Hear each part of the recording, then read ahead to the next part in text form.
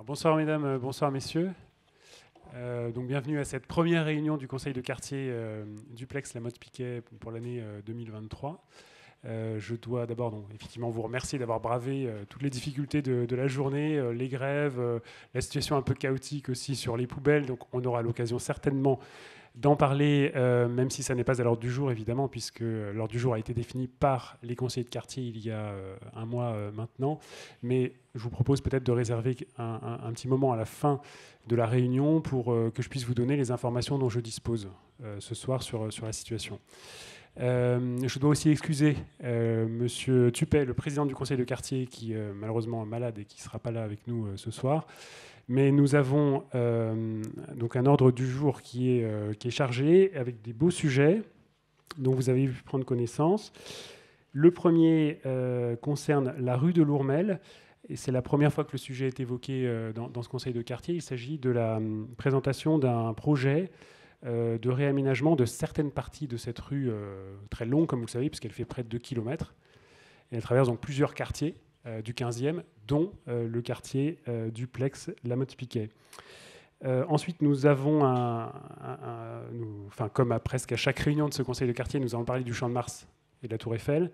Alors cette fois-ci, moins du projet One, j'en parlerai tout à l'heure quelques instants parce qu'il est suspendu, mais plutôt pour évoquer de bonnes nouvelles, c'est-à-dire les travaux de rénovation, de remise en état qui ont commencé, qui vont se poursuivre tout au long de l'année 2023. Et enfin, nous aurons une présentation sur un autre sujet qui tient à cœur tous les conseillers de quartier, l'île aux Cygnes. Cette île est partagée entre 2 quartiers de l'arrondissement, le quartier Emorio-Zola et le quartier Duplex La Motte-Piquet. Et là aussi, les choses ont avancé et des travaux de remise en état vont commencer dans quelques semaines maintenant. Donc on vous présentera, après les présentations qui ont déjà eu lieu lors des précédentes réunions, le projet tel qu'il existe aujourd'hui. Donc je vous propose, sans plus attendre, d'écouter M. Jean-Luc Ecker, qui représente la direction de la voirie et des déplacements DVD de la ville de Paris, sur le premier sujet, c'est-à-dire la rue de Lourmel. M. Ecker va présenter de manière générale le projet sur l'ensemble du linéaire de cette rue, mais en se focalisant, bien sûr, sur la partie qui nous intéresse, ce qui n'empêchera pas éventuellement de répondre à des questions sur les autres tronçons. M. Ecker. Bonjour à toutes et à tous. Donc, je vous présente la rue Lourmel. Donc, l'origine du projet, une présentation générale de tout le projet sur la rue Lourmel. Et donc, on fera un focus en fait sur la partie qui vous intéresse. Donc, l'origine du projet, en fait, il y a un programme qui est très ambitieux pour la maire de Paris, qui a donc demandé de végétaliser et de planter un maximum d'arbres sur Paris. Et donc, l'origine, c'est une étude de l'APUR en 2020, où ils ont recherché dans Paris le potentiel possible au niveau des plantations. Donc, la rue Lourmel en fait partie, et donc, au niveau des élus de l'hôtel de ville, en fait, la rue Lourmel a été retenue pour qu'on lance en fait les études. Donc en première approche, en fait, on avait tout le tronçon, donc on a regardé en fait par rapport au réseau et par rapport aussi au gabarit de la voie. Et donc en fait, on n'est pas arrivé à avoir en fait une végétalisation, une plantation complète de la voie, mais elle est néanmoins possible sur un certain nombre de tronçons.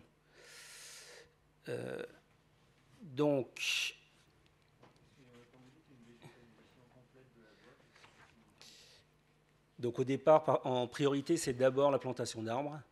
Et après, en complément, s'il n'y a vraiment pas de problème en sous-sol, on peut éventuellement mettre des bandes plantées. Disons, les plantations se font forcément au détriment de quelque chose, d'un usage. Pour l'instant, c'est une route. Oui.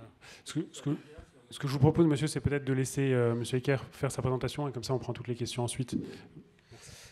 Donc, on a 7 tronçons qui ont été, où je dirais, on a un potentiel qui est relativement important sur tout l'axe, qui est effectivement très long. Donc le premier tronçon qui vous concerne, c'est entre les rues Juge et Rouelle-Fondary. Donc on va y revenir plus tard en détail. Donc je passe très rapidement. Donc de toute manière, on plante des arbres dans la bande de stationnement. Hein, donc au niveau circulation, il n'y a rien qui change. Mais effectivement, c'est au détriment du stationnement. Donc là, je vais y revenir plus tard, hein, puisqu'on va développer ce tronçon. Le deuxième tronçon, donc entre Émile Zola et la rue des Entrepreneurs, en fait, on a un potentiel de 4 arbres. Alors, j'ai pas de souris, forcément, j'ai pas de pointeur. Mais vous voyez les 4 arbres, en fait, qui sont sur le plan, en partie basse, qui sont sur le côté impair. Et donc, effectivement, on plante dans la bande de stationnement. Donc, effectivement, il y a une perte de stationnement. Enfin, sur ce tronçon-là, on a une perte de 3 places de stationnement, mais le reste des usages est en fait conservé. Sur le troisième segment, donc entre les rues Entrepreneurs et Javel, on a 2 segments. On a un segment au niveau de la Vélib qui existe sur un Lincoln, en fait. Donc on peut planter... Peut-être juste préciser ce que c'est qu'un Lincoln. Donc un Lincoln, c'est en fait une bande de stationnement qui est, je dirais, sur un trottoir. Donc là, en fait, c'est au niveau de la Vélib, il y a une Vélib qui existe, et en fait, on peut planter, et on réaménage en fait la Vélib, on laisse les vélos entre les arbres. Le deuxième tronçon, en fait, on a du stationnement en épi. Donc là, effectivement, tout le stationnement en épi, on va le supprimer. On va le transformer en stationnement longitudinal. On va élargir les trottoirs. Et sur ces trottoirs élargis, en fait, on va pouvoir planter 4 arbres. Donc sur ce tronçon, on a une perte de 6 places de stationnement. Tous les autres usages sont conservés. Et on peut planter donc 10 arbres. Au niveau du 106-108, donc c'est entre les rues Javel et les rues Oscar Rotti, on a une contre-allée avec un îlot central. Et donc en réaménageant cet îlot central, on peut planter 4 arbres sur l'îlot et 3 arbres dans la bande de stationnement. On a une perte de 7 places de stationnement. Tous les autres usages sont conservés. Le tronçon suivant, c'est entre la rue Convention et la rue Duranton. Donc on peut, en réaménageant le stationnement, en élargissant les trottoirs, en fait, on arrive à planter 5 arbres. Et on a une perte de stationnement de 4 places. Le tronçon entre la rue des Cévennes et l'avenue Félix-Faure, en fait, c'est ce tronçon où on a le plus de travaux à faire et de réaménagement de la voie, parce qu'en fait, ce tronçon, il est assez accidenté, en fait, avec les bâtiments, les retraits d'alignement. On a une voie qui n'est pas très régulière, et donc, sur ce tronçon, en fait, on propose de recalibrer toute la voie, de l'organiser un petit peu mieux. Et on a donc quand même un potentiel important de plantation d'arbres des 2 côtés. Donc au détriment du stationnement. Donc là, effectivement, on a une perte de stationnement qui est relativement importante, puisqu'on diminue de plus de la moitié le stationnement existant, puisqu'on passe du stationnement en épi en stationnement longitudinal. Le dernier tronçon, donc c'est entre la rue Vasco de Gama et la rue Leblanc. Donc là, en fait, on a 3 options, selon le degré de végétalisation qu'on veut mettre en place. Donc il y a une première version où on se limite simplement à la plantation d'arbres. Une deuxième version où en fait on met des jardinières au niveau de chaque plantation d'arbres. Et une troisième version où on peut mettre des bandes végétalisées sur tout un côté. Alors naturellement, selon les options, le nombre de places de stationnement supprimées va être relativement important.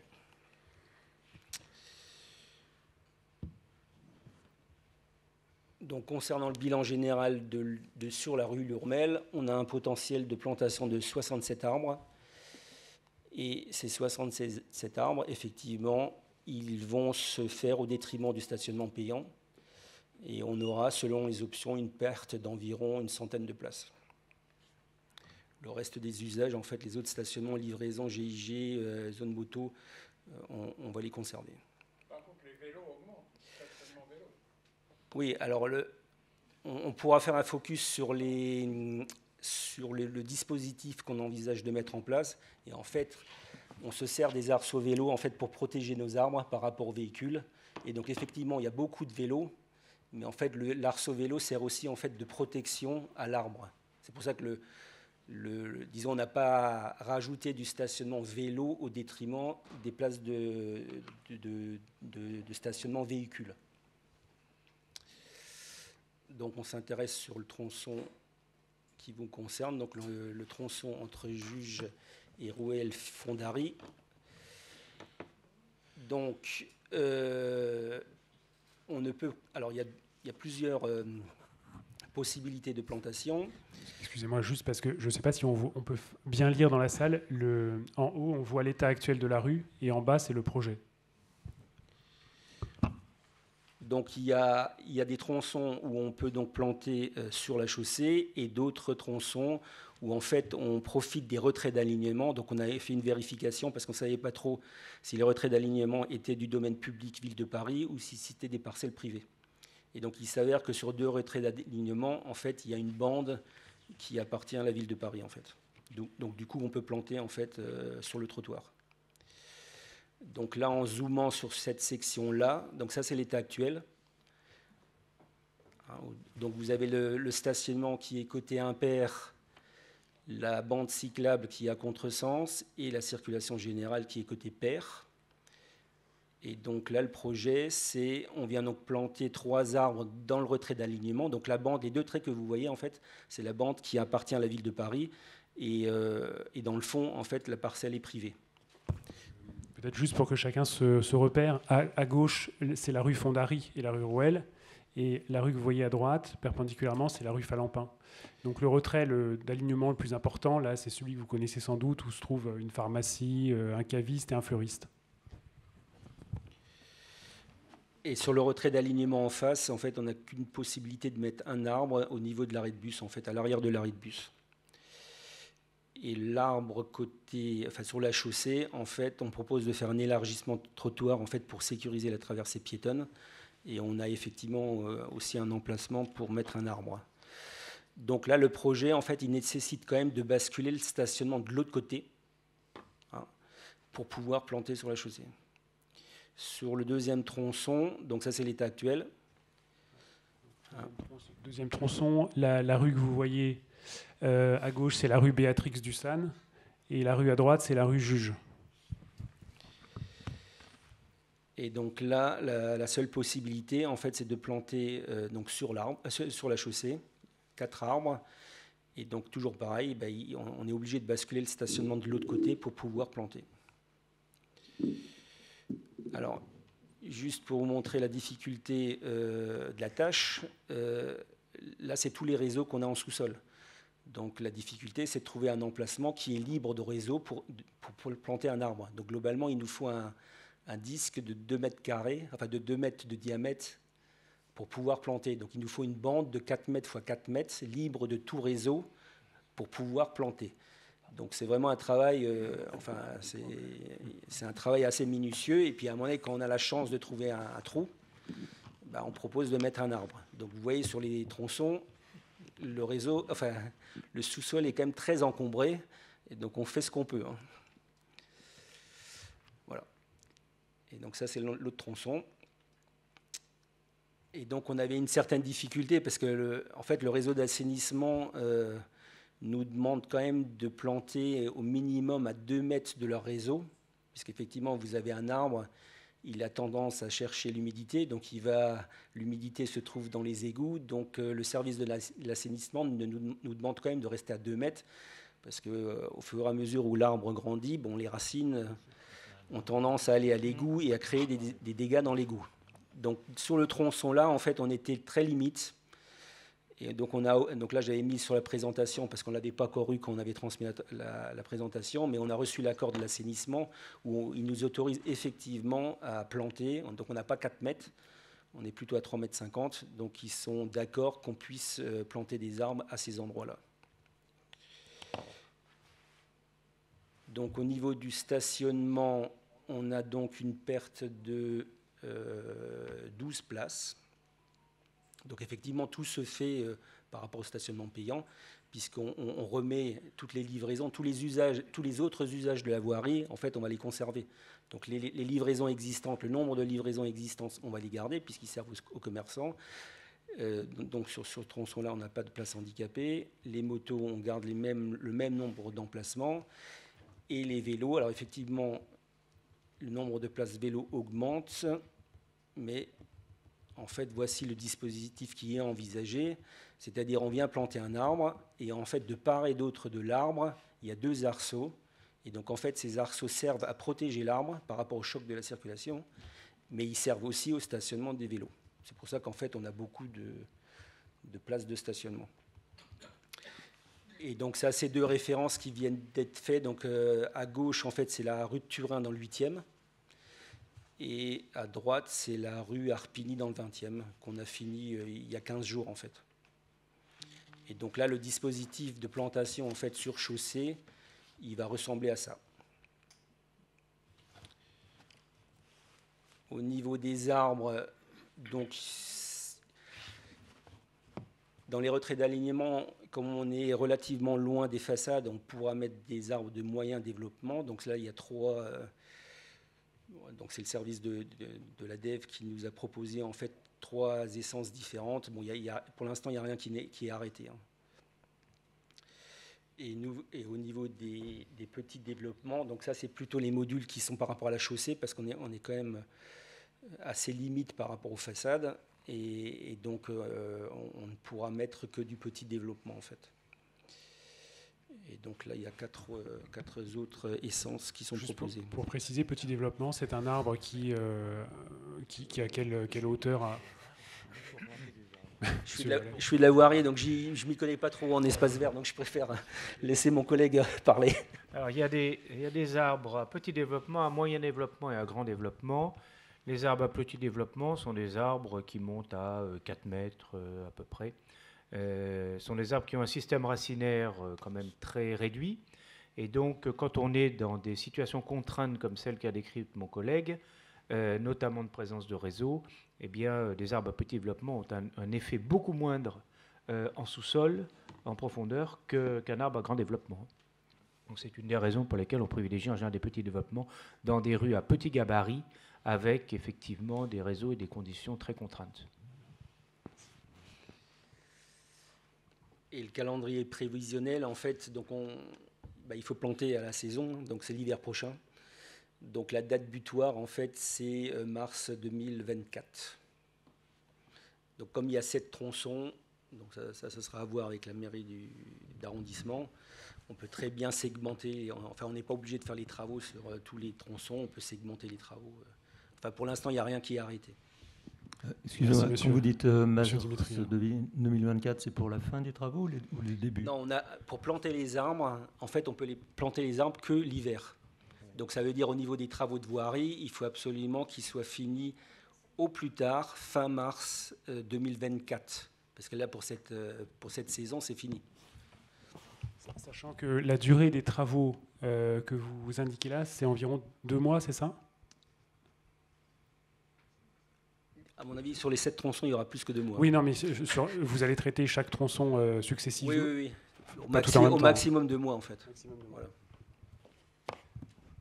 Alors, je vous propose, je crois que vous avez terminé si votre vous présentation. Si vous avez des questions. De prendre toutes les questions, certainement de manière prioritaire sur le tronçon qui concerne le quartier duplex, la mode Piquet, mais éventuellement sur le reste aussi. Monsieur. Bonsoir, je suis commerçant rue de l'Ormel. Alors, je parle pour moi et mes collègues commerçants. Alors, je voudrais savoir à quelle date, si on pouvait éviter la période de Noël. Parce que pour nous, c'est une période importante. On a besoin de places de parking pour nos clients. On a besoin de faire du chiffre d'affaires. Donc, j'aimerais savoir à quelle date. Si possible, février, ce serait nickel. Donc je vous laisse la parole. Non, mais de toute façon, les entreprises, c'est pareil, les entreprises de travaux publics, ils ne travaillent pas pendant les fêtes de Noël. Donc il y a une trêve des confiseurs pendant 15 jours. En fait, il n'y a pas de travaux. Donc après, selon les tronçons et le planning, comme la date butoir, en fait, c'est mars, fin mars, en fait, on a 3 mois. Donc selon les tronçons, si on a le temps de faire ça en 3 mois, en fait, on commencera début janvier. Et s'il y a des tronçons qui nécessitent des travaux plus longs, en fait, à un moment donné, on sera obligé en fait, d'anticiper les travaux, donc peut-être au mois de novembre ou décembre. De toute façon, à partir du 15 décembre, on arrête et on recommencera, en fait, on continuera à partir du mois de janvier. Alors, donc là aussi, en fonction des tronçons, parce qu'on peut aussi anticiper les travaux en avance, puisqu'on peut aussi planter au mois de novembre et au mois de décembre. Donc là, c'est une histoire de timing. Mais pour l'instant, il n'y a rien qui... Encore une fois, on est au stade AVP. Donc on est en plein en concertation. Donc après, en fonction de ce qui va être décidé, on lancera, quand on en saura un petit peu plus, on lancera à un moment vraiment les études pro. Et puis après, consultation des entreprises. Et puis après, on organise les chantiers, quoi. Et vous pensez modifier les stationnements, les emplacements de stationnement en 2 mois aussi? Tout ça, de tout gérer en 2 mois? Oui. Non, mais il y a très peu. En fait, quand on regarde là, on a très peu d'interventions en fait sur la voirie. Hein. Tout ce qui est retrait d'alignement, en fait, c'est sur le trottoir. Donc ça, c'est le temps de faire juste la fosse d'arbres pour mettre la terre végétale. Et dans la foulée, en fait, les services de la DEV peuvent venir planter l'arbre. Donc ça va c'est relativement rapide. Il n'y a pas besoin de 2 mois pour faire ça. Quand on est sur la chaussée, effectivement, là sur la diapo qu'on voit, on a une intervention de voirie à faire, mais elle est quand même relativement ponctuelle. Hein. C'est un élargissement de trottoir sur 1,80 m sur une quinzaine de mètres. Donc, entre guillemets, c'est un petit chantier. Hein. C'est pas... Enfin, on vient pas casser toute la voirie. Hein. De toute façon, on fait ce qu'il faut. Hein. Très honnêtement, j'en ai parlé à mes collègues commerçants et ils m'ont posé 1000 questions et je leur ai dit que je ne savais rien, que je venais pour la chasse aux infos, quoi, en fait. Vous avez bien fait parce que, comme je le disais en introduction, c'est la première fois qu'on en parle et c'est voilà. Bien entendu, ensuite, il y aura des demandes d'autorisation d'urbanisme sur lesquelles on aura éventuellement le temps de s'assurer auprès des différents commerçants qu'ils ont bien compris le projet et les changements qu'il implique. Merci.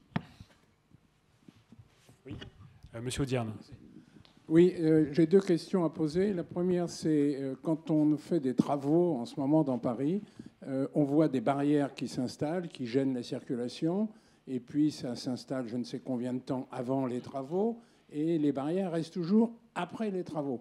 Donc, est-ce que les commerçants qui réclament une intervention rapide, est-ce qu'ils vont pouvoir bénéficier d'une rapidité de travaux? Donc ça, c'est ma première question. Là, avec une option, tout à l'heure, vous avez parlé d'autres exemples avec des bacs. Ce n'est pas le cas ici, hein. Mais je vous en supplie, arrêtez les bacs. Parce que les bacs, ils ne sont pas entretenus par la ville de Paris. Et deuxièmement, ils se transforment en poubelles assez vite. Alors, arrêtez les bacs quand vous faites des plans. L'autre question, c'était pour le monsieur qui s'occupe des arbres. Au niveau, donc, les arbres, les petits volumes ou les moyens volumes, ça veut dire que pour les gens qui habitent dans cette rue, c'est des arbres qui montent jusqu'à quel étage, grosso modo? Au premier, au deuxième, au troisième? À partir de quel étage on ne verra plus la rue? Alors pour la petite histoire, je ne suis pas en charge des arbres, je suis en charge des espaces verts, mais je vais vous répondre très volontiers. Ce sont des arbres à petit développement donc, qui montent à 4-5 mètres, c'est-à-dire deuxième étage. Alors, donc, je vais vous répondre sur les points de la voirie. Donc, nous, c'est pareil, hein, on essaie quand même de limiter au maximum la gêne. De toute façon, ça a un coût. Hein. Donc, les chantiers qui démarrent où il n'y a rien qui se passe, pour nous, voirie, on est obligé de payer l'entreprise. Donc, on n'a pas non plus intérêt à ce que notre chantier il dure longtemps. Donc, après, effectivement, c'est des problèmes d'organisation avec les entreprises. Et donc, en fait, c'est une question de charge de travail. C'est effectivement tous nos chantiers démarrent en même temps. En fait, les ressources des entreprises sont quand même limitées. Et donc, ce qui se passe, c'est en fait ça, c'est qu'on a une charge de chantier qui est très importante. Donc, il faut, je ne vais pas dire démarrer partout. Bon, les entreprises, elles ont le personnel qu'elles ont. Et puis, effectivement, après, vous avez quelques ouvriers à droite, à gauche, parce qu'il faut commencer. Et nos chantiers durent plus longtemps. Donc ce n'est pas ce qu'on recherche. Nous, on essaye quand même, à un moment donné, de cibler les choses. Donc, je dirais, planifier nos chantiers. Donc, effectivement, parce que moi, je travaille sur tout Paris. Donc, si tous les mairies d'arrondissement nous demandent de commencer tous en même temps, c'est sûr qu'à un moment donné, ça va traîner. Donc c'est pareil, il y a un peu un travail à faire avec les élus en disant on ne peut pas tout commencer en même temps, il vaut mieux organiser ça pour avoir des chantiers courts. Et donc quand les chantiers sont courts, en fait, vous avez moins de gêne, quoi. Bon, dites-moi. C'est l'exemple de la rue de Vaugirard. Ah oui. Ça nous fait peur. Oui. Alors, les arbres qui sont plantés, s'il vous plaît. Je ne me rappelle plus la deuxième question. C'était sur les bacs. Ah oui. C'était pas une question, c'était une suggestion. Non, mais les bacs, c'est pareil. On essaye, on met des bacs, en fait, parce qu'on a une demande de végétalisation et on ne peut pas les mettre en pleine terre. Mais notre priorité est quand même, enfin même pour les services de l'ADEVE, c'est pour une pérennité en fait des espaces verts, on plante avant tout en pleine terre, enfin c'est la nature. Donc on cherche avant tout en pleine terre. Mais effectivement, là on a mis des bacs, c'est qu'on a eu une demande, il fallait satisfaire la demande. Et effectivement, on a mis des bacs parce qu'il fallait mettre des bacs. On n'est pas non plus forcément... Je vous confirme d'ailleurs, monsieur et les arbres en pleine terre, s'il vous plaît. Qu'est-ce que vous mettez au pied de l'arbre? Des grilles, du ciment, des petites fleurs? Alors le débat des grilles d'arbres sur l'espace public, je ne veux pas dire que ça fait 50 ans qu'on est dessus, on n'a toujours pas trouvé la solution miracle, mais c'est presque ça. Donc un coup on doit mettre des grilles, un coup on doit les enlever, un coup on doit mettre du stabilisé, un coup on doit mettre d'autres revêtements, enfin voilà. Bon. Alors là-dessus, je peux répondre effectivement aux deux questions.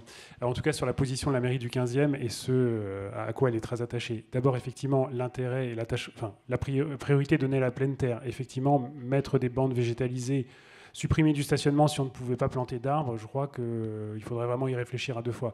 Là, il y a un potentiel de plantation, comme le disait monsieur, d'une 60aine d'arbres sur toute la longueur de la rue. Ça peut apporter effectivement un agrément aussi et une amélioration de cette rue. S'agissant des grilles d'arbres, ce que demande la mairie du 15e au service, elle n'est pas toujours entendue, évidemment, mais c'est évidemment de conserver partout où c'est possible les grilles d'arbres. Certaines ont été retirées. Nous avons demandé qu'elles soient remises en place. Certaines ont été remises en place à Nutte-Suffren, par exemple, pas partout. Néanmoins, nous y sommes attentifs. Et voilà, c'est évidemment ce que nous préférons par rapport à toutes les autres initiatives, soit de végétalisation participative qui souvent ne donnent pas leur tout à fait satisfaction. Je suis assez prudent en disant ça, je pense. Et voilà, donc je pense que la grille d'arbres, évidemment, a ses défenseurs et peut-être d'autres qui ne l'aiment pas, mais pour la mairie du 15e, c'est la solution privilégiée. Donc évidemment, je crois que c'est ce qui sera demandé sur cet aménagement. En fait, les deux références qui sont à l'écran, en fait, on a mis un entourage d'arbres. Donc l'entourage de la grille existe. Donc après, on met la grille ou on ne met pas la grille. Sur la photo de rue de Turin dans le 8e, ils nous ont demandé de ne pas mettre de grille, mais comme on sait que ça change souvent d'avis, on a dit on met quand même l'entourage, et si un jour on nous demande de mettre la grille, en fait on pourra mettre la grille.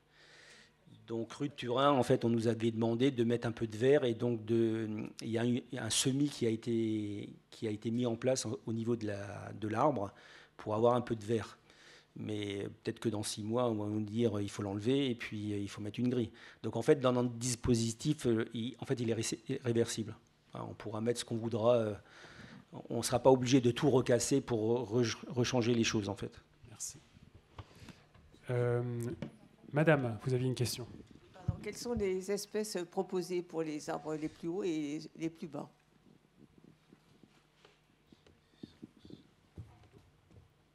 Donc, les moyens de développement du févier d'Amérique. Alors, je ne suis pas spécialiste des espaces verts, alors je ne peux pas vous expliquer. Vous avez les photos et vous avez, je dirais, le feuillage. Donc, c'est févier d'Amérique ou tulipier de Virginie ou érable plane. Ça ne donne pas beaucoup d'ombre, ça ne donne pas beaucoup d'ombre, vos arbres. Pour l'écologie, il faut baisser la température du sol. Donc, il faut de l'ombre. Et ça, c'est des essences qui ne donnent pas d'ombre. Alors, enfin, ça, c'est tout le débat. Hein. D'un côté... Ah non.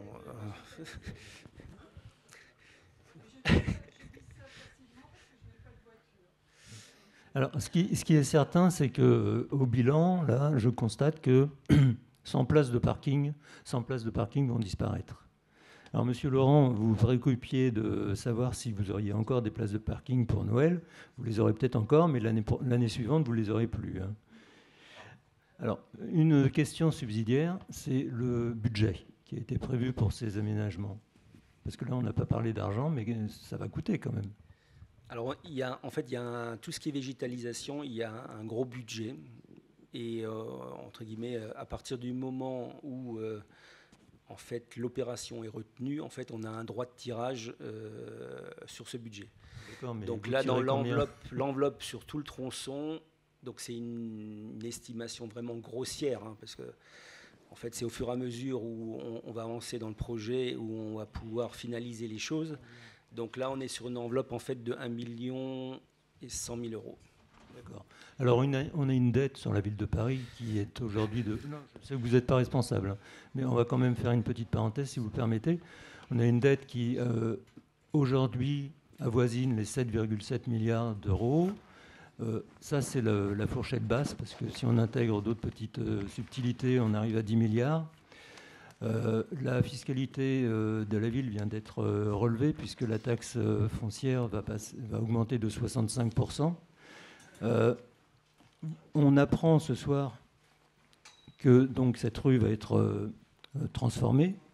Était-il nécessaire, urgent, indispensable de le faire? Les riverains étaient-ils demandeurs? Est-ce raisonnable, dans les conditions financières que connaît la ville de Paris, de se lancer dans ces travaux qui ne me semblent pas indispensables? Alors je sais bien que vous n'êtes pas décisionnaire sur ces types de chantiers, mais permettez-moi de faire la remarque. Moi, je ne peux pas répondre. Alors là, on est sur une appréciation politique. Hein, donc, voilà. Donc, comme vous le savez, en 2020, les Parisiens, une majorité de Parisiens ont choisi reconduire à l'hôtel de ville une équipe qui a prévu notamment de supprimer environ la moitié des places de stationnement sur Paris. Des Parisiens qui ont élu une majorité d'élus qui, voilà, je n'en fais pas partie, je rappelle simplement le contexte. Cette majorité a décidé en particulier de traduire cet engagement par la végétalisation d'un certain nombre de rues. Donc la position de la mairie du 15e, évidemment, c'est de le faire là où ça a un intérêt, et toujours en concertation et en consultation avec les riverains et les commerçants. Donc tout ce qui a été présenté là peut évidemment être discuté, amendé dans une certaine mesure. Si les commerçants... l'ensemble des places de livraison sont maintenues. Il n'y en a pas une seule qui est supprimée. Évidemment, c'était important pour les commerçants. Il y a de la suppression de stationnement résidentiel, en effet, notamment dans la deuxième partie de la rue, plus près de son autre extrémité, avec des grands immeubles qui possèdent aussi des parkings souterrains. Néanmoins, bien entendu, la discussion est ouverte, et comme je disais, les demandes d'autorisation d'urbanisme qui vont nous être présentées, sur lesquelles l'adjoint à la voirie a son mot à dire et donnera son avis, tiendra compte de ce qui a pu être dit ce soir. Madame. Oui, je vois qu'à l'ordre du jour, c'est marqué projet de réaménagement et de végétalisation. Donc, est-ce qu'on peut parler un peu de réaménagement? Parce que je suppose que c'est de la voirie. Parce que cette rue Lourmel, elle est très très longue, mais vous avez des problèmes au point de vue voirie. Par exemple, vous avez des traversées piétonnes qui sont très longues, vous avez des passages qui ne sont pas bien protégés, vous avez des zones de livraison qui sont près d'un passage piéton, ce qui fait que vous avez toujours le camion de livraison et vous n'avez aucune visibilité, ce qui est très embêtant pour les piétons, enfants et PMR. Donc, est-ce qu'on pourrait en parler, ou ça fait partie d'un autre ordre du jour? Non, pas du tout. Parce qu'on a dit... Pas du tout. Alors, comme vous êtes arrivé un petit peu après, je crois, madame, effectivement, oui. Ce que disait monsieur en introduction, c'est qu'il y a 7 tronçons qui ont été identifiés sur la rue de Lourmel, qui fait en effet 1,8 km pour un possible réaménagement. Donc comme effectivement vous évoquez les traversées piétonnes, sur la partie qui se trouve dans le quartier duplex La Motte-Piquet, il y en a une effectivement qui serait réduite par un élargissement du trottoir. Mais je laisse M. Eckert préciser ça. Oui, c'est au niveau à l'endroit où vous voyez l'arbre. En fait, effectivement, on vient élargir le trottoir pour mettre un arbre. Au niveau des zones de livraison, en fait, on a remis les zones de livraison à proximité de l'endroit où elles se situaient. Et elles sont toutes après les passages piétons. Donc, au niveau visibilité, on n'a pas aggravé en fait la situation existante. Et est-ce que ce serait possible de mettre des accroches vélos juste avant? Parce que quelquefois, quand vous laissez un espace entre la place de livraison et le passage piéton, même quand c'est sur un plateau, vous avez juste une voiture qui se met entre les deux, donc ça ne sert à rien en fait, il n'y a aucune visibilité. Avec l'aménagement avec l'aménagement proposé par la direction de la voirie, justement, je crois que ça résout ce problème-là. Et il y a beaucoup de création d'emplacements vélos là, sur ce tronçon, puisqu'on est à plus de 40, je crois. D'accord. Et c'est une très bonne idée de le mettre de chaque côté d'un passage piéton. Comme ça évite... Non, c'est pas de chaque côté d'un passage piéton, là. C'est de chaque côté des arbres qui sont plantés, notamment. Ah. Monsieur.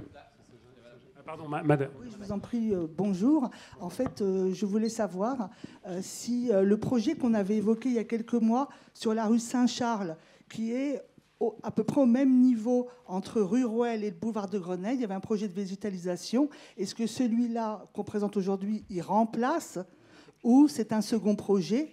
Et si c'est un second projet, est-ce que vous pouvez nous dire quelques mots sur l'état d'avancement de celui de la rue Saint-Charles, s'il vous plaît? Merci. Alors, les deux projets sont totalement distincts. Celui dont nous avions parlé, effectivement, il y avait une réunion publique au mois de juin. Vous y étiez effectivement à l'école Rouelle, spécifiquement consacrée à ce projet. Et il y a d'ailleurs des conseillers de quartier autour de moi qui se sont particulièrement investis sur ce projet. Il se trouve que sur l'extrémité de la rue Saint-Charles, donc entre la rue du Docteur Finlay et le boulevard de Grenelle, vous avez du stationnement en épi. L'idée était de les supprimer, de le remplacer par un stationnement longitudinal afin de pouvoir procéder à des plantations d'arbres. En réalité, c'est très compliqué pour les raisons qu'évoquait monsieur tout à l'heure, c'est-à-dire la présence de réseaux, d'une part. D'autre part, on a une dizaine de commerces, d'artisans, 13 sur cette partie-là, qui souhaitent évidemment conserver leur place de livraison en particulier. Donc pour toutes ces raisons-là, la mairie du 15e a demandé de suspendre ce projet. Aujourd'hui, nous n'avons pas, et c'est pour ça que vous avez vu que les interdictions de stationner qui avaient été posées ont été enlevées, de manière à ce que, voilà, c'est le statu quo, parce que pour l'instant, il n'y a pas de projet convenable, donc l'idée n'est pas de faire quelque chose si personne n'y voit d'intérêt, évidemment.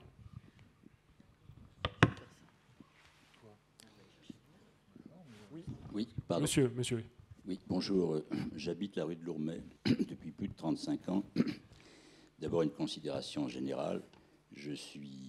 On parle sans arrêt de consultation des habitants, des riverains. Moi, j'ai tout à fait l'impression du contraire. Et par exemple, là, nous n'avons pas du tout, je suis étonné de voir ce projet. Je me demande, pour moi, comme a dit monsieur, c'est de l'argent dépensé. Pourquoi? Je ne sais pas très bien. Je n'ai pas très bien compris à quoi vraiment ça servait. Bon, c'est une lubie générale de la mairie de Paris qui pense végétalisation, mais la végétalisation n'est pas un remède à tout. Et j'aimerais savoir, par exemple, ces arbres, est-ce que ça va gêner au niveau de l'ergonomie visuelle? Simplement, les riverains qui sont en face de ces arbres ne verront plus la rue. Je trouve ça quand même pas mal. Et est-ce que c'est bien nécessaire de faire cette végétalisation qui, pour moi, est complètement... Je vous dis ce que je pense. Pardon. Je vous dis ce que je pense. C'est la première fois que je viens dans un conseil du quartier pour voir ce qui s'y passe. Je suis étonné de ce que fait la mairie de Paris. C'est vraiment complètement inutile et, pour moi, infantile, ce genre de choses qui coûtent de l'argent à n'en plus finir. Ça va gêner les voisins. Je sais que c'est à la mode, les arbres. Alors, d'un côté, on végétalise. De l'autre, dans les espaces interstitiels dans tout Paris, la mairie bétonne et enlève de la verdure.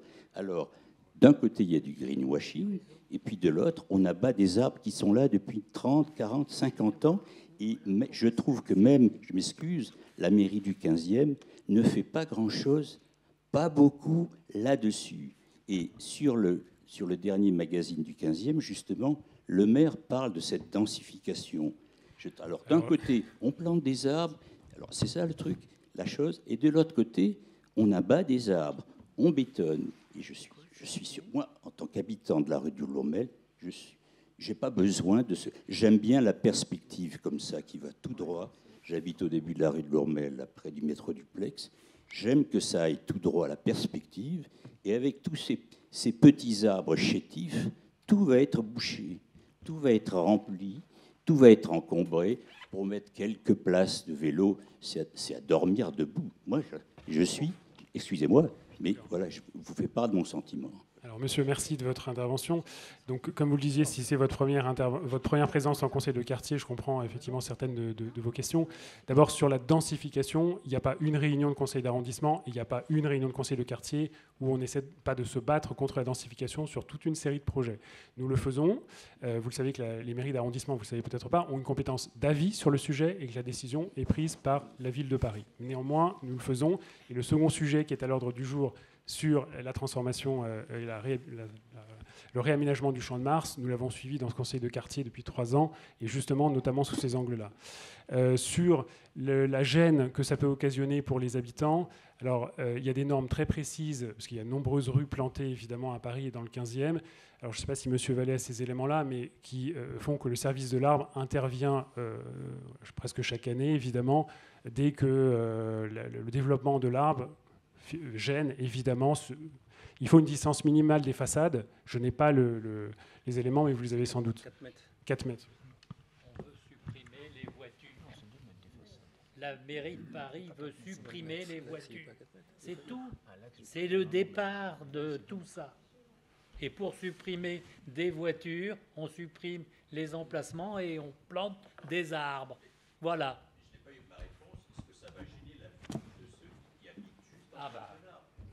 Il faut voter autrement. Il faut voter autrement. On est bien d'accord. Dans le 15e, on a toujours réussi. Madame.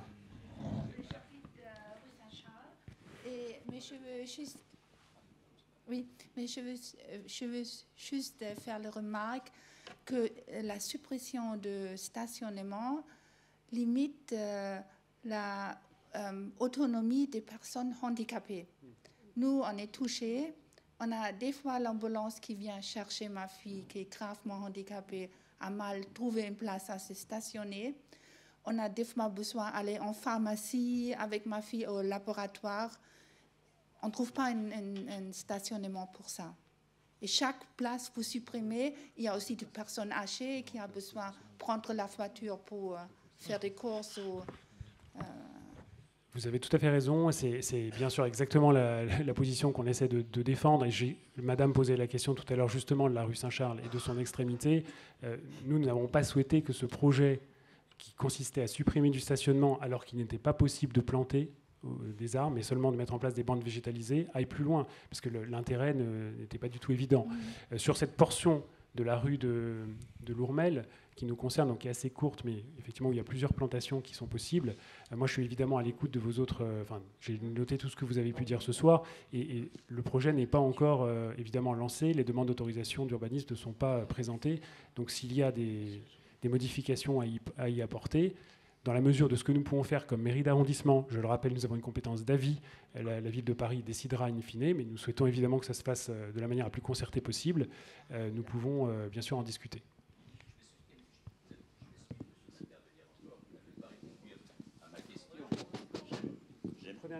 J'aimerais savoir, moi ça me semble, qu'est-ce que vous pensez d'un projet pareil? Pour moi, il est infantile, il est inutile, il est coûteux. Que répondez-vous à ça?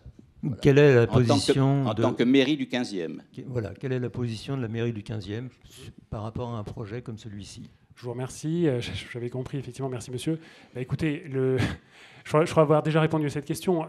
L'idée aujourd'hui, c'est de présenter un projet, voilà, dans sa première esquisse, avec des amendements et des modifications qui sont possibles. Il aurait été possible de ne pas le présenter du tout. Ça n'a pas été le souhait du conseil de quartier. C'est le souhait, évidemment, non seulement de le présenter à vous aujourd'hui, mais à tous ceux qui voudront ensuite en prendre connaissance, parce que, comme je rappelle, toutes les réunions de conseil de quartier, je crois que c'est le seul arrondissement à Paris où nous faisons cela, sont filmées et donc sont rediffusées dès le lendemain sur le site internet de la mairie du 15e. Donc un certain nombre d'autres personnes pourront voir et adresser leurs remarques si elles le souhaitent. Voilà, l'idée, c'est d'abord de le faire dans la concertation. Et monsieur, ce n'est pas un vain mot, c'est une réalité. Donc s'il y a une majorité d'habitants, j'ai parlé de la rue Saint-Charles tout à l'heure, où il n'y avait pas d'intérêt, nous disent qu'il n'y a pas d'intérêt sur ce tronçon, nous verrons comment modifier les choses. Néanmoins, il y en a d'autres qui souhaitent aussi que des changements soient apportés. Donc encore une fois, l'idée n'est pas de dépenser de l'argent ou de laisser la ville de Paris dépenser de l'argent s'il n'y a pas d'intérêt pour les habitants, s'il n'y a que des nuisances ou des contraintes pour les commerçants. Donc l'idée, c'est de trouver un équilibre. Et l'équilibre est souvent bien difficile à trouver, en effet.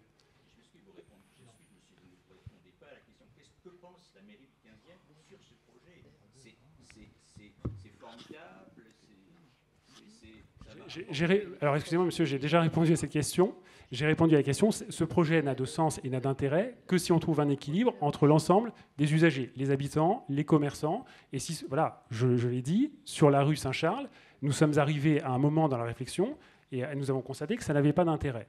Voilà. Sur d'autres avenues et d'autres rues, voilà, la conclusion était inverse. Donc moi j'entends votre remarque, j'ai entendu aussi les autres remarques et nous les avons notées. Merci monsieur. Madame. On met ses lunettes. Moi, j'ai 2 points. Premièrement, la voirie.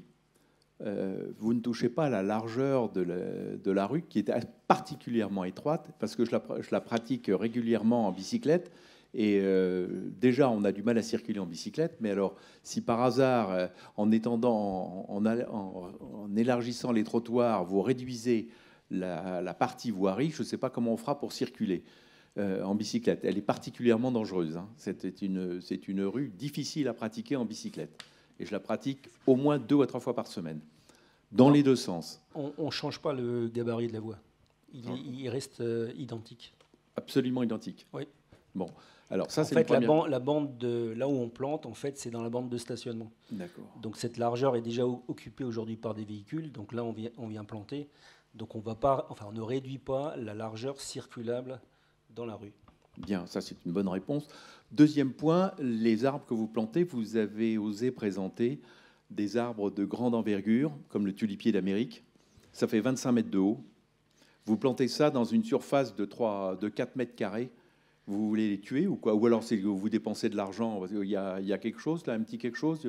On achète des arbres de grande taille et on sait sûr qu'ils vont crever parce qu'ils ne peuvent pas se développer. Un tulipier, c'est 25 mètres de haut. Je sais ce que je parle parce que j'en ai un chez moi. Et les deux autres variétés que vous proposez, c'est la même chose. À quoi vous jouez? Non, les arbres de grand développement, on ne va pas les proposer sur la bande de stationnement. Vous avez un tableau, vous l'avez présenté. Dans une rue comme ça, vous n'avez pas la profondeur pour le faire. Monsieur, il a été précisé tout à l'heure, il y avait deux situations. Il y a les arbres qui peuvent être plantés en retrait d'alignement et les arbres qui peuvent être plantés de moyenne envergure sur la bande de stationnement. Ce ne sont pas les mêmes qui sont proposés. Mais peut-être que je vous ôte le pain de la bouche. Non, de fait, c'est tout à fait ça. En fait, c'est des moyens de développement. Hein. C'est pas des grands développements. Un tulipier, c'est 25 mètres de haut. Hein. Ils sont proposés en fait dans le retrait d'alignement que vous voyez à l'écran, où on a plus de recul par rapport à la façade. Mais vous nous avez expliqué que la surface que vous avez, c'était de 4 mètres carrés. Oui, c'est la surface de la terre végétale, de la fosse d'arbre. Un tulipier dans 4 mètres carrés, il ne se développe pas, il crève. Il y a 12 mètres cubes. En fait, le service de ADEV nous demande de mettre 12 mètres cubes de terre végétale pour assurer, je dirais, la pérennité de l'arbre. Oui. Donc au sol, il y aura 12 mètres cubes en fait, de terre végétale. Oui, alors, tous les arbres sur Paris sont plantés de cette manière. Merci. Je vous propose peut-être de prendre une dernière question pour tenir notre ordre du jour. Nous avons 2 autres sujets et 2 beaux sujets. Madame. Oui, simplement pour vous dire, tout à l'heure, vous avez dit que on pouvait le regarder en replay. Là, oui. Mais en fait, en replay, on ne voit pas bien les slides. Est-ce que ce serait possible de les joindre à la fin, qu'il soit visible, et si c'était possible, d'ouvrir peut-être une concertation, c'est-à-dire que vous dites exactement ce que vous allez faire, c'est-à-dire ce que vous allez planter comme arbre, ce que vous allez faire exactement, et à côté, qu'on puisse s'exprimer. Parce qu'on ne va pas mobiliser ici, mais au moins, il ne faut pas se priver de bonnes idées, et peut-être qu'il y a des gens qui ont des bonnes idées. Donc, est-ce que ce serait possible? Et tout ce qui est voirie, ça intéresse tout le monde. Au ras du bitume, tout le monde est intéressé par ça. Donc, est-ce que vous pourriez mettre ça clairement et ouvrir avec, qu'on s'exprime, quoi, une sorte... Voilà. Tout à fait, c'est noté. Merci. Merci, madame. Alors, je vous propose donc maintenant, je remercie M. Ecker pour cette présentation, et puis je vais proposer de passer la parole à M. Jean-Marc Vallet pour notre second sujet, donc qui concerne le Champ de Mars. Alors, je précise d'emblée qu'il ne s'agit pas du réaménagement du Champ de Mars qu'on a appelé projet One et qui a été évoqué dans ce conseil de quartier à chaque réunion depuis sa constitution en 2020. Juste pour préciser les derniers développements sur ce sujet, vous avez sans doute, peut-être appris que en fin d'année dernière, la préfecture de police s'est opposée en fait à des transformations dans le périmètre du projet One qui auraient un impact sur la circulation, notamment pour la circulation des véhicules d'incendie et de secours.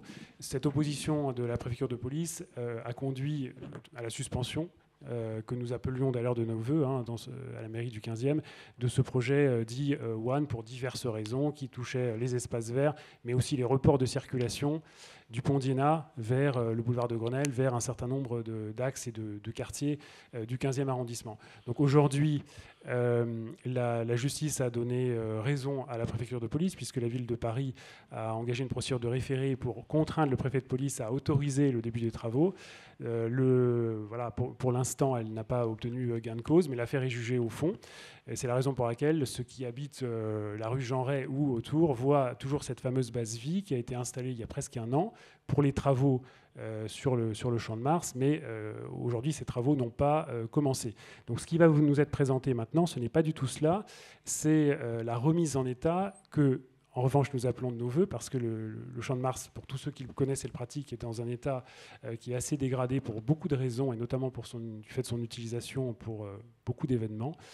Donc remise en état des espaces verts, mais aussi du patrimoine, avec d'ailleurs sur ce sujet un apport et une contribution très importante des amis du Champ de Mars. Voilà, je passe la parole à M. Vallet. Bonsoir, peut-être merci, que vous pouvez monsieur mettre en le maire. plein écran. Ouais. Ah oui, pardon, excusez-moi, Monsieur Vallet. Donc effectivement, nous avons plutôt l'habitude ici d'avoir des représentants de la direction des espaces verts du 15e arrondissement. Donc je remercie Monsieur Vallet qui, lui, s'occupe de Paris-Centre et du 7e arrondissement, de venir nous présenter, puisque le Champ de Mars est intégralement dans le 7e, évidemment, mais nous nous y intéressons, comme vous le savez, de très près, ici, dans le quartier du Plex-la-Motte-Piquet. Voilà, je suis l'homologue de Fabien Berroir, en fait, qui est mon collègue qui est en charge de la division du 15e. Alors, le Champ de Mars, qui est effectivement un espace vert de 25 hectares, qui est ouvert, qui est de l'espace public, qui n'est pas un jardin fermé, est, comme vous pouvez l'imaginer, compte tenu de sa situation géographique, mais aussi compte tenu de la présence de la Tour Eiffel, l'espace vert le plus fréquenté de Paris, et notamment très fréquenté en période estivale par les touristes. Donc c'est un espace vert qui subit une pression qui est très supérieure à ce qu'on peut observer ailleurs.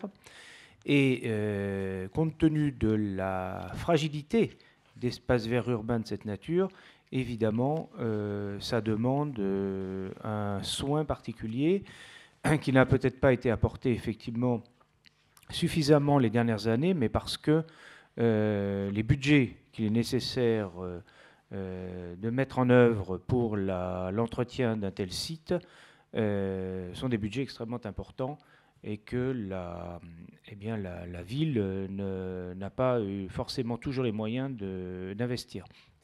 Alors, vous savez que le parc du Champ de Mars va être site olympique en 2024, notamment puisqu'il y aura sur la plage Jacques Rueff, qui est cette place qui est à mi-chemin entre la Tour Eiffel et l'école militaire, avec ce bassin au milieu, va devenir l'aréna sur laquelle se tiendra le beach volley. Voilà. Donc tout le site sera en fait en 2024 site olympique. Ça veut dire que ce sera entièrement, en grande partie fermé et occupé par Paris 2024. Donc la mairie du 7e a souhaité, puisque le Champ de Mars se trouve dans le 7e arrondissement, a souhaité une remise en état du site avant les Jeux, alors qu'il n'est pas une remise en état à 100% parce qu'il y a des parties dont on sait qu'elles seront fortement impactées par les Jeux, et donc il n'y a pas forcément le souhait d'investir pour la remise en état de ces éléments s'ils doivent ensuite subir des dégradations lors des Jeux. Mais par contre, l'objectif est de faire une remise en état qui permette d'avoir un espace qui soit présentable. Alors, cette année, en fin d'année 2022, j'ai remis en état, tout le monde a pu le voir, les pelouses qui se trouvent devant la Tour Eiffel. Alors c'était un très bon test pour nous, pour voir effectivement le type de remise en état, ce que ça pouvait générer. Ces 3 pelouses avaient été fortement impactées à l'été dernier, et au surplus, nous avions eu une sécheresse extrêmement forte, et donc il ne restait quasiment rien. Vous voyez que la photo de gauche et la photo prise que j'ai pris moi de la tour en tout début septembre, c'était quand même très problématique et très dégradé. Donc nous avons en fait décompacté entièrement la terre, inséré du sable pour que le drainage se fasse mieux, et nous avons entièrement semé derrière. Alors, pourquoi on a fait ce test? Parce que c'est la première fois qu'on fait un semis aussi important, puisque précédemment, quand on remettait des parties en état, on le faisait par plaquage, notamment parce que le plaquage, ça permet au bout de 2 mois d'ouvrir. Mais le plaquage, c'est coûteux, et au surplus, en termes environnementaux, ça n'est pas satisfaisant. Donc là, on a fait un semis, et c'est en train de très bien fonctionner, hein. Là, les pelouses ont bien repris. Et je pense qu'au printemps, nous aurons de fort belles pelouses devant. Donc c'est la technique que nous adopterons dans le futur. Alors ces travaux-là ont été faits sur les 3 premières pelouses et sont achevés. Vous voyez qu'en fait, on a effectivement tout décompacté et repris entièrement les pelouses. Le même travail a été fait par le Grand Palais éphémère, côté GPE, puisque vous savez qu'il y a eu, ça ne s'appelle plus la FIAC, mais Paris Plus, mais qui était l'ex-FIAC, qui s'est installé entre l'avenue Charles Drisler et le Grand Palais éphémère. Et le Grand Palais éphémère a remis en état les pelouses qui se trouvent devant le Palais éphémère. Alors là, ils ont mis un plaquage pour des raisons de nécessité d'avoir à disposition les pelouses dès ce printemps.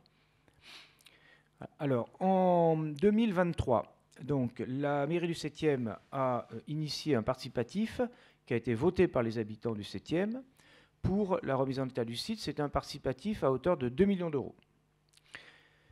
Ces 2 millions d'euros ont pour objectif de traiter en premier lieu les éléments patrimoniaux en pierre du parc. Parce que ces éléments patrimoniaux sont les grands oubliés depuis plusieurs décennies. Ce sont tous ces vases et les balustres que vous voyez sur le Champ de Mars qui sont en pierre, qui sont très dégradés et dont les Parisiens ont souhaité effectivement qu'ils soient remis en état. Alors, depuis des années, on a des plaintes de gens qui nous disent « mais vous n'entretenez pas ce patrimoine ». Voilà, c'est l'occasion de le faire.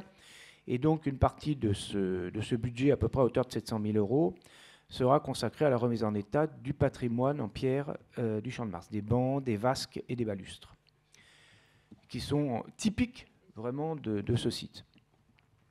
Ensuite, nous allons rénover une grande partie des pelouses. Alors, nous ressèmerons, je vous rassure tout de suite, on ne va pas faire le traitement aussi approfondi que cette année sur les 3 premières pelouses qui sont devant la tour, mais nous ressèmerons parce que l'été prochain, elles vont de nouveau souffrir, surtout s'il y a beaucoup de sécheresse. S'il y a évidemment des pluies importantes l'été, ça veut dire que nous aurons juste à arroser à l'automne si nécessaire, mais il n'y aura pas besoin de ressemer. Mais il est probable que nous ayons besoin de ressemer. Donc c'est pour ça que je les ai inscrites dans le programme, mais elles ne feront l'objet que d'un semis. Par contre, les pelouses latérales qui n'ont pas été refaites depuis très longtemps, qui se sont compactées, ce qui évidemment limite l'infiltration d'eau et donc limite le bon développement de ces pelouses, seront refaites. Donc c'est les pelouses que vous voyez en grisé. Alors ici, elles sont un peu marron sur ces photos. Oui, c'est ça, marron. Ces pelouses seront rénovées pour que l'on ait quand même autour de l'axe central des pelouses en bon état. Alors je précise qu'on ne retouche pas aux pelouses qui sont dans le quadrilatère central que vous voyez autour de la fontaine, puisque ce quadrilatère sera entièrement occupé par Paris 2024 et par l'Arena Beach Volley. Donc je ne touche pas à ces pelouses qui forcément souffriront quelque peu et donc devront faire l'objet d'une remise en état postérieure au JOP. Seront également remises en état quelques allées, c'est les allées que vous voyez en jaune. Alors, oui, on les voit plus ou moins bien, mais ce sont les petites allées en fait du Champ de Mars, les petites allées intérieures qui sont fort dégradées, qui présentent beaucoup de flashs, l'eau a tendance à stagner, et donc ces voiries seront refaites. Seront également refaites toutes les grillettes qui sont en piteux état, pour certaines d'entre elles, qui ont besoin effectivement d'être rénovées. Et puis, enfin, le mobilier, alors les bancs, tous les supports de signalétique et les petits préaux que vous voyez le long des avenues centrales, qui en fait, à l'origine, ont été installés là parce que ça servait, je ne sais pas si ça a d'ailleurs servi à ça à un moment donné, mais ça servait, en tout cas, c'était pour attacher les chevaux. Voilà. Donc, vous les voyez dans le Champ de Mars, il y en a 4 qui sont le long de l'axe central et ils seront également rénovés parce qu'ils sont également dans un état moyen. Voilà. Tout cela, l'ensemble de tous ces travaux représente à peu près 2 millions d'euros de travaux.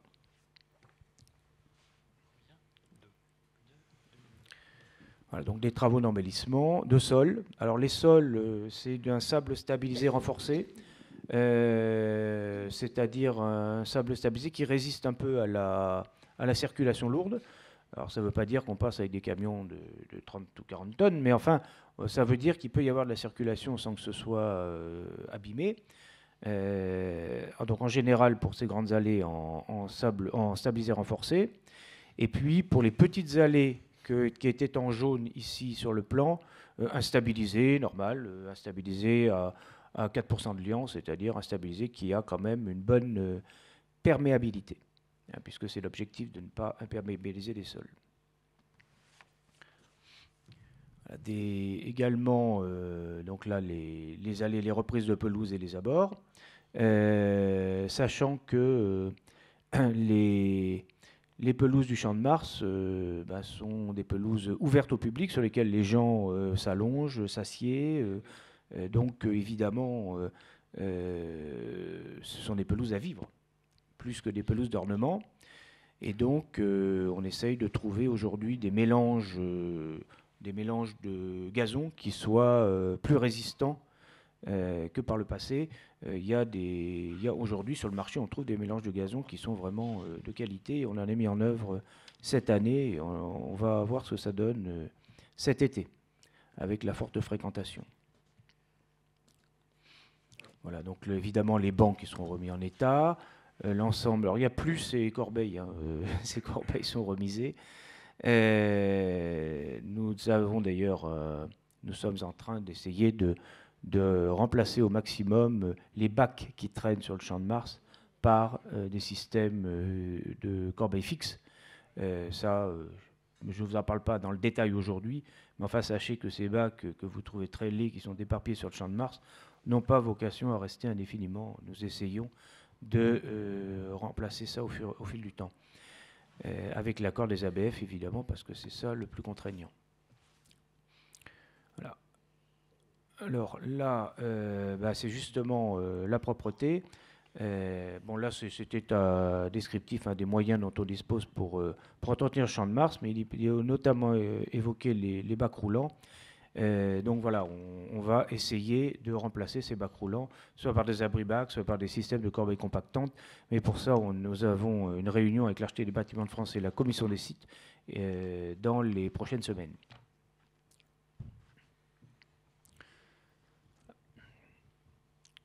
Voilà, donc tous les travaux qui sont décrits, les travaux de grillette, de sol, etc. Donc cette année, en 2023 et début 2024, la DICOM s'est engagée à, puisque Monsieur le maire en parlait il y a quelques instants, à limiter les événements sur le Champ de Mars. Donc à partir du mois de septembre, moi je vais lancer les travaux, et donc il n'y aura plus d'événementiel sur le Champ de Mars à cette date-là. Il y aura encore cet été ce qu'on appelle le Jumping Eiffel sur la plage AQF, mais après, il n'y aura plus d'événements. Le Champ de Mars sera préservé de ce point de vue-là.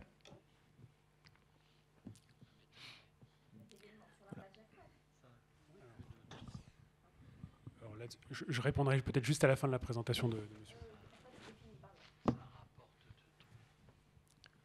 Voilà, donc là, on était expliqué les moyens dont on dispose pour nettoyer le Champ de Mars. Donc il faut savoir que les moyens mis en œuvre pour l'entretien du Champ de Mars, pour vous en dire un mot, varient avec la saison.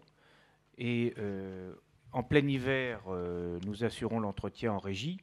Mais dès que les beaux jours arrivent, ça n'est plus suffisant. Et donc nous faisons appel à une entreprise extérieure qui monte en puissance avec les beaux jours qui arrivent. Et l'été, on est à des interventions d'entreprises extérieures très importantes, puisque je dois avoir le matin quelque chose comme 14 agents qui viennent d'une entreprise pour nettoyer le Champ de Mars ce matin, et 8 l'après-midi. Donc ça vous donne une idée de l'ampleur du dispositif qu'on est obligé de déployer, qui a été fortement renforcé depuis l'année dernière, à la demande notamment de Madame Dati, pour que le Champ de Mars soit quand même présente une physionomie un peu plus agréable, puisque les moyens en régie dont on dispose ne permettaient pas d'avoir ce résultat.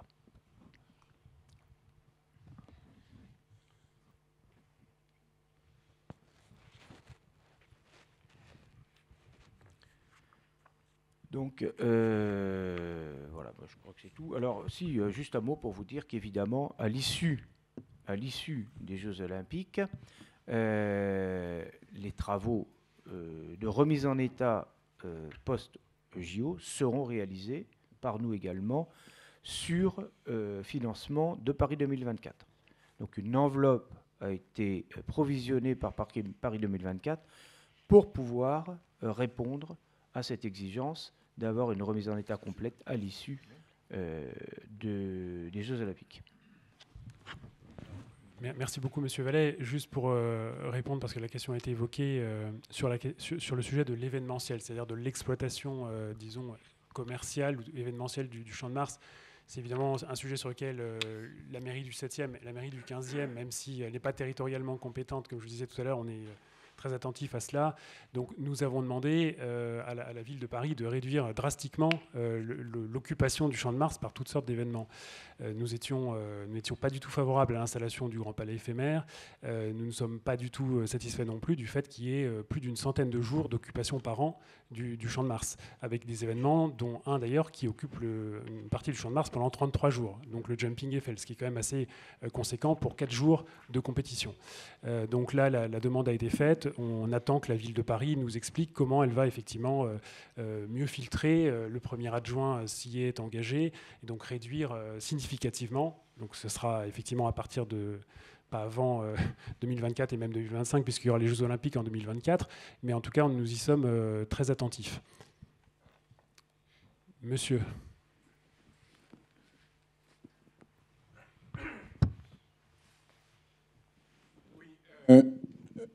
Monsieur Vallet, bon, effectivement, moi, je suis particulièrement content de ce que vous dites aujourd'hui, parce que l'Association des Amis du Champ de Mars, c'est elle qui a monté le dossier du budget participatif côté 7e.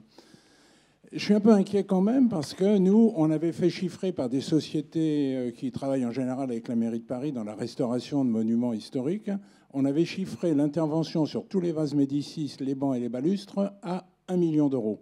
Là, vous évoquez 700 000. Est-ce que vous avez déjà fait des appels d'offres ou est-ce que c'est l'enveloppe qui a été réduite comme ça a priori? Alors, bon, je pose une deuxième question en tant que j'y suis. On a remis au Champ de Mars la statue de Jeanne avec un petit bassin. Suzanne, pardon, la statue de Suzanne. Parce que toutes les statues avaient presque disparu sur le Champ de Mars. Mais il y a un petit bassin devant. Pourquoi on ne remet pas en eau ce bassin? Est-ce que c'est si compliqué que ça? Alors, pour vous répondre sur le budget des éléments en pierre. En 2016, quand a eu lieu l'Euro 2016, j'avais fait faire, puisque je venais d'arriver sur ce secteur, j'avais fait faire une étude par l'entreprise Chevalier, qui est une entreprise de pierre de taille, qui avait remis une offre à 600 000 euros. Pour cette raison, j'avais inscrit je crois que c'est 2000 à la demande de Madame Dati, à la demande budgétaire annuelle, 700 000 euros pour les vases et les balustres. Ce budget n'avait pas été voté, donc effectivement, aujourd'hui, nous avons un budget qui permet de faire face à cette dépense. Alors, vous faites allusion à 1 million d'euros. En fait, tout dépend ce que l'on fait et par quelle technique. Parce qu'on peut aller dans cette affaire-là de 500 000 à 2 millions. Et oui, parce qu'en réalité, les vases, leur remise en état peut être faite entièrement manuellement et avec de la taille entièrement manuelle, auquel cas, effectivement, quand on chiffre dans ce type de technique l'ensemble des éléments, on est à près de 2 millions d'euros. Mais aujourd'hui, on a des moyens technologiques pour réaliser ces tailles. La finition est manuelle, mais les tailles sont automatisées et ça permet de réduire de manière importante le budget. Alors cela étant posé, je ne peux pas vous dire à cette heure si ce budget est parfaitement maîtrisé. Pour avoir échangé avec la société Prado-Morin, qui aujourd'hui est l'attributaire du marché, il est probable qu'effectivement, le devis qu'avait fait à l'époque Chevalier était très très juste. Ça, c'est vrai. Bon, mais ça, nous verrons, nous adapterons quand nous aurons effectivement l'offre définitive qui est en cours et qui devrait être validée par la direction des affaires culturelles, puisque c'est elle qui pilote, dans les jours qui viennent. Pour le bassin Suzanne, alors d'abord, je suis enchanté que vous appréciez le retour de la statue, parce que nous sommes battus pour son retour, la statue. Elle était entreposée dans un dépôt de la direction des affaires culturelles. Donc elle est, Dieu merci, revenue sur le terrain. Et je vous confirme que le budget participatif permettra, alors ça ne figurait pas dans le visuel ici, parce qu'il n'y a pas tous les détails, mais je m'y suis engagé auprès de Madame Dati. Le bassin Suzanne sera repris, l'étanchéité sera refaite, ainsi que l'ensemble de l'installation hydraulique, de sorte qu'il puisse refonctionner. Madame Louvard. Donc déjà, merci de ces informations, parce qu'on n'en avait pas beaucoup. Je suis aussi de l'Association des Amis du Champ de Mars, et j'aurais une question sur le calendrier de réalisation de ces travaux, parce que le budget participatif, on a entendu plein de choses avant les JO, après les JO, un petit bout simplement serait restauré, tout serait restauré. On a tout entendu et du coup nous sommes très inquiets, très attentifs, et si on peut avoir un peu d'informations, on sera très content. Eh bien, ne soyez plus inquiète, parce que Madame Dati, qui est le maire du 7e et donc qui bien entendu est la première demandeuse, a souhaité que l'ensemble de ce budget soit effectivement mis en œuvre avant les JO. Donc ces travaux seront réalisés à compter de septembre. Enfin d'ailleurs, il y a des choses qui vont être faites certainement dès à présent, et au plus tard, tout sera terminé premier trimestre 2024. à l'exception néanmoins du bassin central Place Jacques-Rueff, puisqu'il y a sur le participatif une enveloppe de 100 000 € pour le bassin central, et ça, nous n'y toucherons pas, parce que le bassin central, c'est là que va s'installer le beach volley, et nous ne souhaitons pas faire les travaux avant. Mais voilà, ça mis à part, 95% du budget sera mis en œuvre avant le premier trimestre 2024. Précision, ce qui veut dire que tous les vases, les balustres, les estrades, enfin les vases, tout sera restauré. On ne va pas faire du saupoudrage de restauration. On va restaurer l'ensemble du mobilier historique du Champ de Mars. Alors, il est tout à fait exclu de le faire mobilier de pierre, enfin de pierre ou d'aggloméré de pierre. Alors, il est tout à fait exclu de faire du saupoudrage. Si effectivement il devait y avoir un petit différentiel budgétaire, on arbitrera. Mais il faut être clair, il n'est pas question de faire du saupoudrage, c'est-à-dire de faire un petit bout par-ci, un petit bout par-là. Non, non, ça non. Si effectivement il faut que l'on suspende la restauration d'une ou deux vases, que ça on peut l'imaginer, mais saupoudrer pour faire un petit peu partout, non, non, ça c'est hors de question. Oui, je peux peut-être préciser parce que d'abord je partage évidemment la satisfaction de Madame Louvard et je pense beaucoup de membres du conseil de quartier parce que ce sujet on le suit depuis longtemps et même si nous ne sommes pas dans le 7e évidemment nous avons tous souffert de voir le Champ de Mars aussi dégradé notamment par son utilisation à des fins événementielles. Mais peut-être préciser, je ne sais plus si vous l'avez dit, mais il y a plus d'une quarantaine, voire une cinquantaine de vases Médicis qui sont pour beaucoup très abîmés, ce qui explique ce montant, surtout si on y intègre, comme monsieur l'a dit, les balustres. Et là, pour le coup aussi, il y a une longueur à restaurer qui est très conséquente. Monsieur Vallée. Oui, je voulais savoir, les tribunes des supporters pour le beach volley risquent-elles d'impacter les pelouses que vous avez refaites déjà? Y a-t-il un risque? Non. Non, là on ne voit pas. Alors je vais essayer de vous remettre l'image du Champ de Mars. Voilà.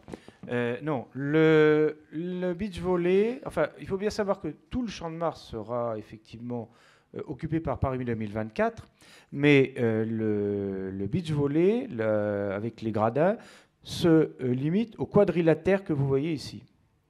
Alors, je ne vous ai pas montré, mais je vais quand même vous le montrer, mais il faut savoir que c'est un plan provisoire qui est un plan... alors, je ne sais pas si je peux le charger ici. Je vais vous montrer le plan provisoire d'implantation de tout ça. Peut-être pendant que M. Vallée trouve le document, s'il y a une ou deux autres questions qu'on peut prendre, comme ça on y répondra de manière groupée. Monsieur. M. Vallée nous a présenté tout à l'heure nous disant que les espaces de pelouse étaient en fait ouverts au public, ce qui est une véritable gageure quand on voit qu'il paraît qu'il y a 15 millions de touristes qui passent, qui massacrent tous les ans les pelouses. Ouais. Est-ce qu'on a un moyen de les dissuader? Oui. Alors, en mettant de l'eau, par exemple, en mettant des tuyaux d'eau partout, et systématiquement en arrosant tous les 2 fois par jour. Ça coûtera moins cher peut-être que de refaire les pelouses tous les ans. Avec une efficacité totale, je ne sais pas, mais en tout cas, il y a un principe qui a été demandé par la mairie du 7e et du 15e et qui va être mis en œuvre, c'est que les pelouses soient mises au repos en alternance et qu'elles ne soient plus toutes ouvertes comme c'était le cas jusque-là. Mais même ça, parce que de toute façon, les barrières sont ouvertes, détruites et poussées parce que c'est la Java. Donc, bon. Alors, là, vous débordez sur un autre sujet qui est celui de la tranquillité et de la sécurité sur le Champ de Mars. Non, c'est juste la pelouse, parce que les pelouses, c'est une véritable gageure. Parce que ce qu'ils ont à faire, comment protéger les pelouses qui, à partir du mois de juin, les barrières sont ouvertes, poussées, les fils coupés, on voit bien c'est coupé, donc je ne sais pas comment ils font. Ça, je les admire parce que c'était pas drôle. Par contre, Monsieur Vallée, c'est peut-être exactement quand le Champ de Mars sera effectivement fermé pour la préparation de ces Jeux Olympiques. Il doit y avoir des dates. On nous a dit 1er juillet, 15 septembre, mais visiblement, ça va démarrer avant. Eh bien, vous avez la réponse au tableau. Voilà. Et comme vous pouvez le voir, l'implantation va commencer en mars 2024 et la partie centrale que vous voyez en rose pâle, si l'on peut dire, qui est sur le quadrilatère central, là, qui est marqué mars 2024, c'est le périmètre du beach volley. Voilà. C'est ça qui sera fermé en tout premier.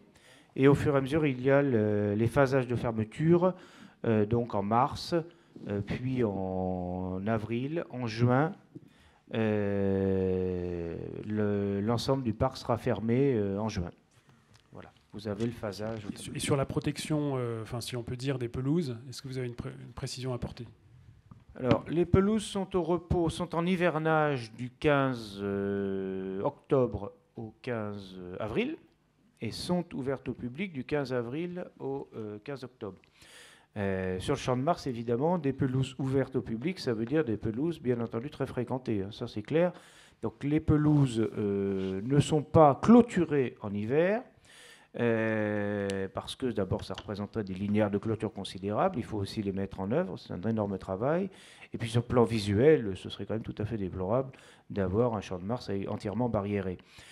Par contre, les pelouses centrales, ce qu'on appelle les françaises, sont pour une part d'entre elles clôturées. C'est d'ailleurs le cas aujourd'hui, elles sont clôturées, les 3 premières pelouses ainsi que les pelouses qui sont devant le GPE, tout simplement parce qu'elles ont été restaurées récemment et qu'elles doivent se régénérer. Mais traditionnellement, les 3 premières pelouses qui sont devant la tour sont effectivement fermées plus longtemps. Et c'est là qu'en effet, il y a un problème avec certains vendeurs à la sauvette qui en effet ouvrent les pelouses dans le but de vendre les bouteilles. Donc ça veut dire qu'il faudrait des réservations et la mise en œuvre de barrières type clôture industrielle, mais ça a un coût tout à fait considérable. Aujourd'hui, je n'ai pas le budget pour faire ça. Mais c'est vrai qu'à terme, si on avait le budget, la seule solution serait en effet celle-là, d'avoir des réservations et de pouvoir en hiver fermer par de la clôture industrielle. Sinon, on n'arrivera jamais en effet à tenir des pelouses suffisamment longtemps. Ça.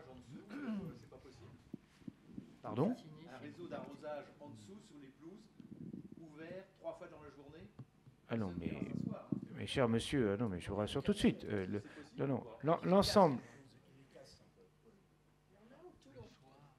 L'ensemble du Champ de Mars dispose d'un système d'arrosage automatique. Les pelouses, moi j'avais refait entièrement le système d'arrosage automatique après l'Euro 2016. Donc les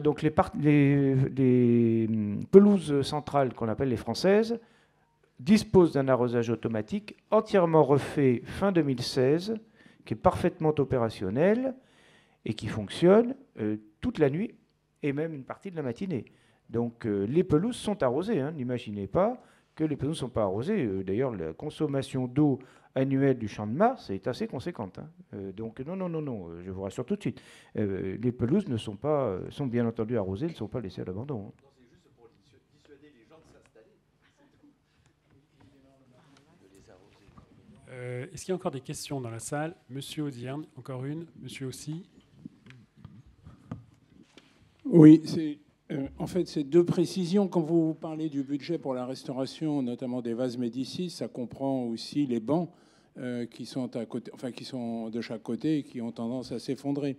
Oui. Et en fait, il y a aussi 4 portes sur la place Jacques-Rueff, au-dessus desquelles il y a des vases Médicis. Est-ce qu'ils sont compris aussi dans la restauration? Oui, a priori, oui. Je ne visualise pas ce dont vous parlez, mais oui, bien sûr, il n'y a aucune raison. Je pense que c'est tout le mobilier en pierre, hein, quand on parlait de...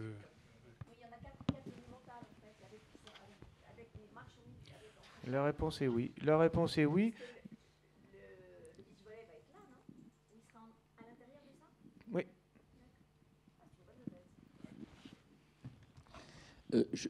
J'aimerais savoir ce que va devenir, après les JO, la place Jacques-Rueff a retrouvé son état d'origine.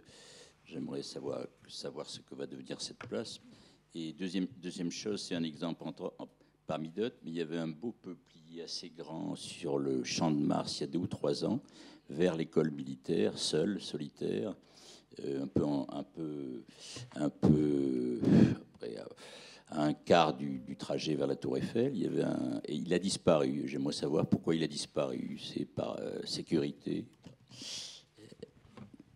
Pardon, j'ai pas compris ce qui avait disparu. Excusez-moi. Un peuplier, un grand peuplier. Alors ça, là, je ne suis pas en mesure de vous répondre. Si mon chef jardinier était là, il vous le dirait.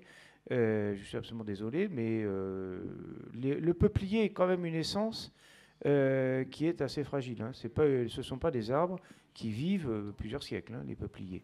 Donc, quand un peuplier présente, que ce soit des plaies importantes ou des dégradations racinaires ou des pourritures racinaires, on les abat parce que le peuplier est quand même un arbre fragile. Et si ça tombe... Donc, je ne sais pas ce qu'il en est de ce peuplier exactement. Je vais poser la question et je vous répondrai par l'intermédiaire de la mairie d'arrondissement. Merci. Et la place Jacques Rueff, alors, là, je sais qu'il y a un projet de mes collègues de la voirie pour n'avoir plus que de la circulation que sur la moitié de la place Jacques Rueff, mais moi je ne suis pas en mesure de vous en dire plus sur ce projet. Mais en tout état de cause, la place elle-même n'a pas de raison de changer de physionomie. Il y aura toujours le bassin au milieu, mais effectivement il y a un projet pour piétoniser un des deux côtés. Est-ce qu'il y a encore une ou deux questions? Et sinon, on va passer la parole, remercier d'abord M. Vallet. Merci beaucoup pour cette présentation. Et puis, alors oui, on pourra vous les faire passer ou les mettre en ligne, je ne sais pas, il faut qu'on voit comment faire. Donc on va passer la parole maintenant, merci beaucoup M. Vallet, à M. Frédéric Marty et à Mme Elisabeth Guillemin, donc pour la section territoriale de voirie. Donc on revient dans le 15e arrondissement, puisqu'on va parler d'une autre bonne nouvelle, je pense, parce que à chaque réunion du conseil de quartier, on parle de l'île aux cygnes. Les conseillers de quartier se sont beaucoup investis sur ce sujet, là aussi avec un peu de dépit en voyant l'état de cet espace qui est très fragile et très fréquenté, les deux étant liés. Voilà, et nous avons, après différents points d'étape qu'on a pu faire à chaque réunion, nous avons cette fois un projet plus abouti à vous présenter pour une mise en œuvre courant 2023. C'est l'ordinateur, c'est le vôtre? C'est l'ordinateur de la mairie, vous pouvez le... Normalement, la présentation est intégrée. La présentation est installée dessus. Bonjour, donc je suis Frédéric Marty, le chef de la section territoriale de voirie sud-ouest, donc qui regroupe les 15e et 16e arrondissements. Et je suis accompagné de ma collègue Elisabeth Guillemin, qui est la chef de la subdivision projet, donc qui étudie la plupart des projets de voirie qui se déroulent sur le 15e et 16e arrondissement. Alors aujourd'hui, donc, à l'ordre du jour, cette île aux cygnes. Alors cette île aux cygnes, qui est quand même un projet emblématique, un lieu emblématique du 15e arrondissement, au départ, elle nous a donné un peu de fil à retordre, parce qu'elle a quand même quelques particularités. C'est que cette île aux cygnes, qui est une île artificielle, eh bien, il se trouve qu'elle est la propriété du port autonome, Aropa, et que la gestion est assurée par plusieurs services en surface. C'est-à-dire que la digue et les perrets sont en gestion d'Aropa, l'allée centrale, l'allée des cygnes est en gestion donc de la STV Sud-Ouest. Et ensuite, tous les espaces verts sont en gestion du service des espaces verts de la ville de Paris. Donc au départ, on a fait quand même un certain travail pour arriver à rechercher qui était responsable de quoi et quelle était l'histoire de cette île aux cygnes, tant d'un point de vue, bien sûr, de l'intérêt du site, mais que d'un point de vue technique. Parce que d'un point de vue technique, bien entendu, il est important de savoir ce qui a été fait au niveau des voiries, au niveau des perrets, au niveau des garde-corps, pour pouvoir ensuite projeter ce que nous, on allait pouvoir imaginer comme restauration. Tout ceci, bien sûr, étant contraint par un budget qui a été porté par la politique de budget participatif, et donc qui a été décidé en 2019. Donc ça, c'était une phase préparatoire que nous avons menée tout au long de 2021-2022. Et à la suite de quoi, eh bien, on s'est aperçu que finalement, le budget participatif qui avait été accordé, eh bien, il n'était pas suffisant. Donc il nous permettait simplement de refaire une partie de l'île aux cygnes. Alors, Après, si on ne refait qu'une partie des travaux, je vous laisse imaginer avec la moitié de l'île aux Cygnes restaurée et l'autre moitié qui est dans son jus d'origine. Donc ça aurait été quand même assez catastrophique. Et au budget supplémentaire de 2022, donc c'est assez récent, il y a une enveloppe complémentaire qui a été votée et qui nous permet aujourd'hui de vous présenter un projet global sur le réaménagement de cette île aux Cygnes. Voilà, donc je vais laisser la parole à ma collègue Elisabeth, qui a fait toutes les études, puisque c'est un projet qui est en maîtrise d'ouvrage et maîtrise d'œuvre de la section territoriale de voirie Sud-Ouest. Elisabeth. Oui, il est allumé, super.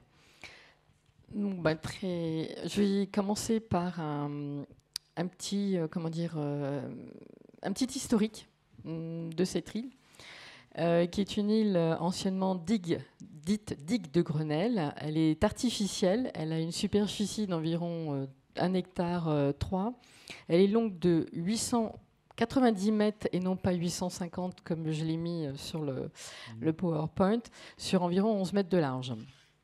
Donc vous la connaissez bien. Elle est, aujourd'hui, vous avez une espèce de langue tout le long et qui est à peu près au milieu de la Seine entre le 15e et le 16e. Or, à l'origine, elle avait plutôt cette forme-là, l'île aux Cygnes, et elle était juste en face. En fait, c'est le site de la Tour Eiffel, puisque ceci a été comblé. Et ensuite, il y a une île artificielle que vous connaissez aujourd'hui qui a été faite. Donc, en amont, vous avez une terrasse qui donne sur le pont de Bir Hakeim, avec au même niveau que le pont la statue de la Renaissance. Et puis de l'autre côté, vous avez une plateforme d'une 30aine de mètres où vous avez une réplique de la statue de la Liberté. Non, attends, j'ai pas fini. Oui. Donc c'était juste pour vous rappeler qu'elle a été créée en 1825 et elle constituait un des éléments du port fluvial de Grenelle. Les arbres que vous connaissez aujourd'hui ont été plantés pour les premiers en 1830 par la société concessionnaire du port. Et puis depuis 1878, elle accueille une promenade publique qu'on appelle l'allée des Cygnes. Voilà. Donc aujourd'hui, il y a environ... mes collègues ne sont pas là, mais environ 320 arbres et 62 espèces. Voilà. C'est une espèce d'arboretum en fait, qui sert à la mairie de Paris comme test, c'est vrai. Donc, il y a beaucoup d'essences différentes sur toute l'allée. Voilà. Ensuite, elle relie... Il y a 3 ponts sur cette île qui reposent sur l'île. Il y a le pont Bir Hakeim ici. Alors, celui du milieu, je ne me souviens plus de son nom, mais c'est ce qui sert à le pont Rouelle. Le pont Rouelle. Oui, merci beaucoup. Voilà, ça y est. Merci. Et puis, donc, le dernier que vous connaissez tous du côté... Oui, le pont de Grenelle que vous connaissez tous. Donc, on a fait un diagnostic non seulement des usages, mais aussi un état des lieux de la promenade telle qu'elle existe. Donc, vous voyez que ce soit du côté où on a un usage sportif ou touristique ou un usage de balade, voire de promenade, on a des éléments qui sont très très abîmés au niveau des emmarchements, au niveau des stabilisés, au niveau de la promenade en elle-même. Voilà, donc vous avez quelques images du diagnostic qu'on a fait. Voilà, donc toute la largeur en fait, de l'île aux Cygnes est abîmée, que ce soit les parties instabilisées, les bordures, la partie centrale qui, comme vous voyez, est hétérogène. D'un côté, vous avez une dalle en béton continue, et sur une autre partie, vous avez des dalles en béton qui, par endroits, sont soulevées par les racines des arbres, etc.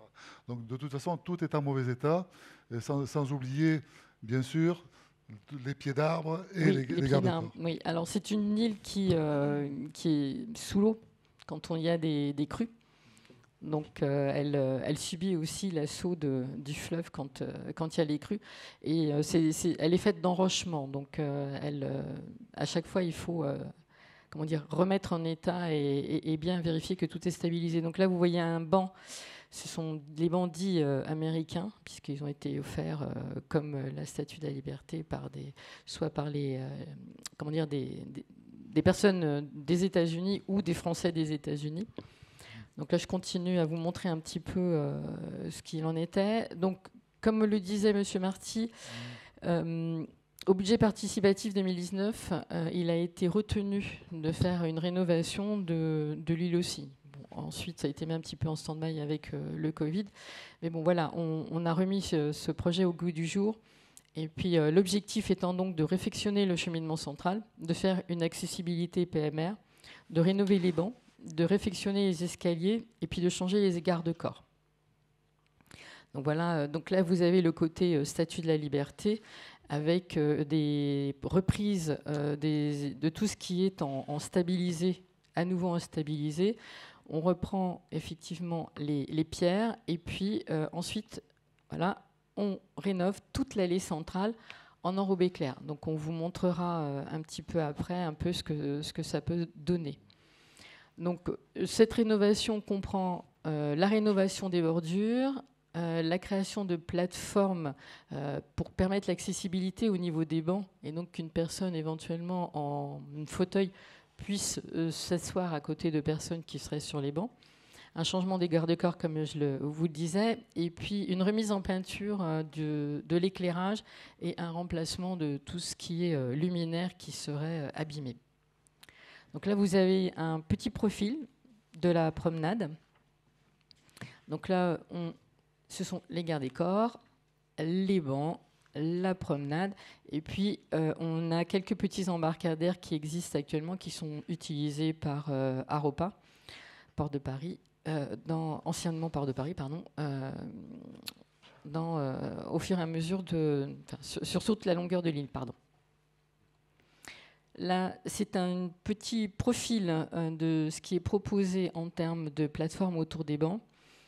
C'est une petite plateforme en béton qui permet aux personnes à mobilité réduite, mais également aux personnes en fauteuil roulant, d'accéder et donc de se positionner sur le côté le plus large qui est là, ici, pour ce dessin. Ah, vous ne le voyez pas, c'est pas grave. Côté 1m40, puisqu'il faut que la personne ensuite puisse faire demi-tour si elle souhaite repartir. Ces bancs sont orientés, comme aujourd'hui, en visuel vers la Seine.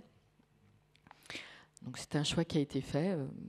Voilà, on conserve ce qui fonctionne. Voilà, simplement, là, pour le schéma, bon, les bancs sont en bois, mais en fait... ce sont les bancs américains rénovés, les bancs américains qu'on va récupérer, il y en rénover et reposer. Voilà, oui. Oui, c'est un schéma de principe. Voilà. Et puis là, vous avez ce que ça peut donner une fois que c'est mis en œuvre. Voilà, ce sont des enrobés clairs qui laissent la possibilité donc de ce côté-ci, là, etc. On a des exemples à Montpellier, Bordeaux. On en a également de mémoire au bout de Chaumont. Voilà, ça donne un aspect assez sympathique.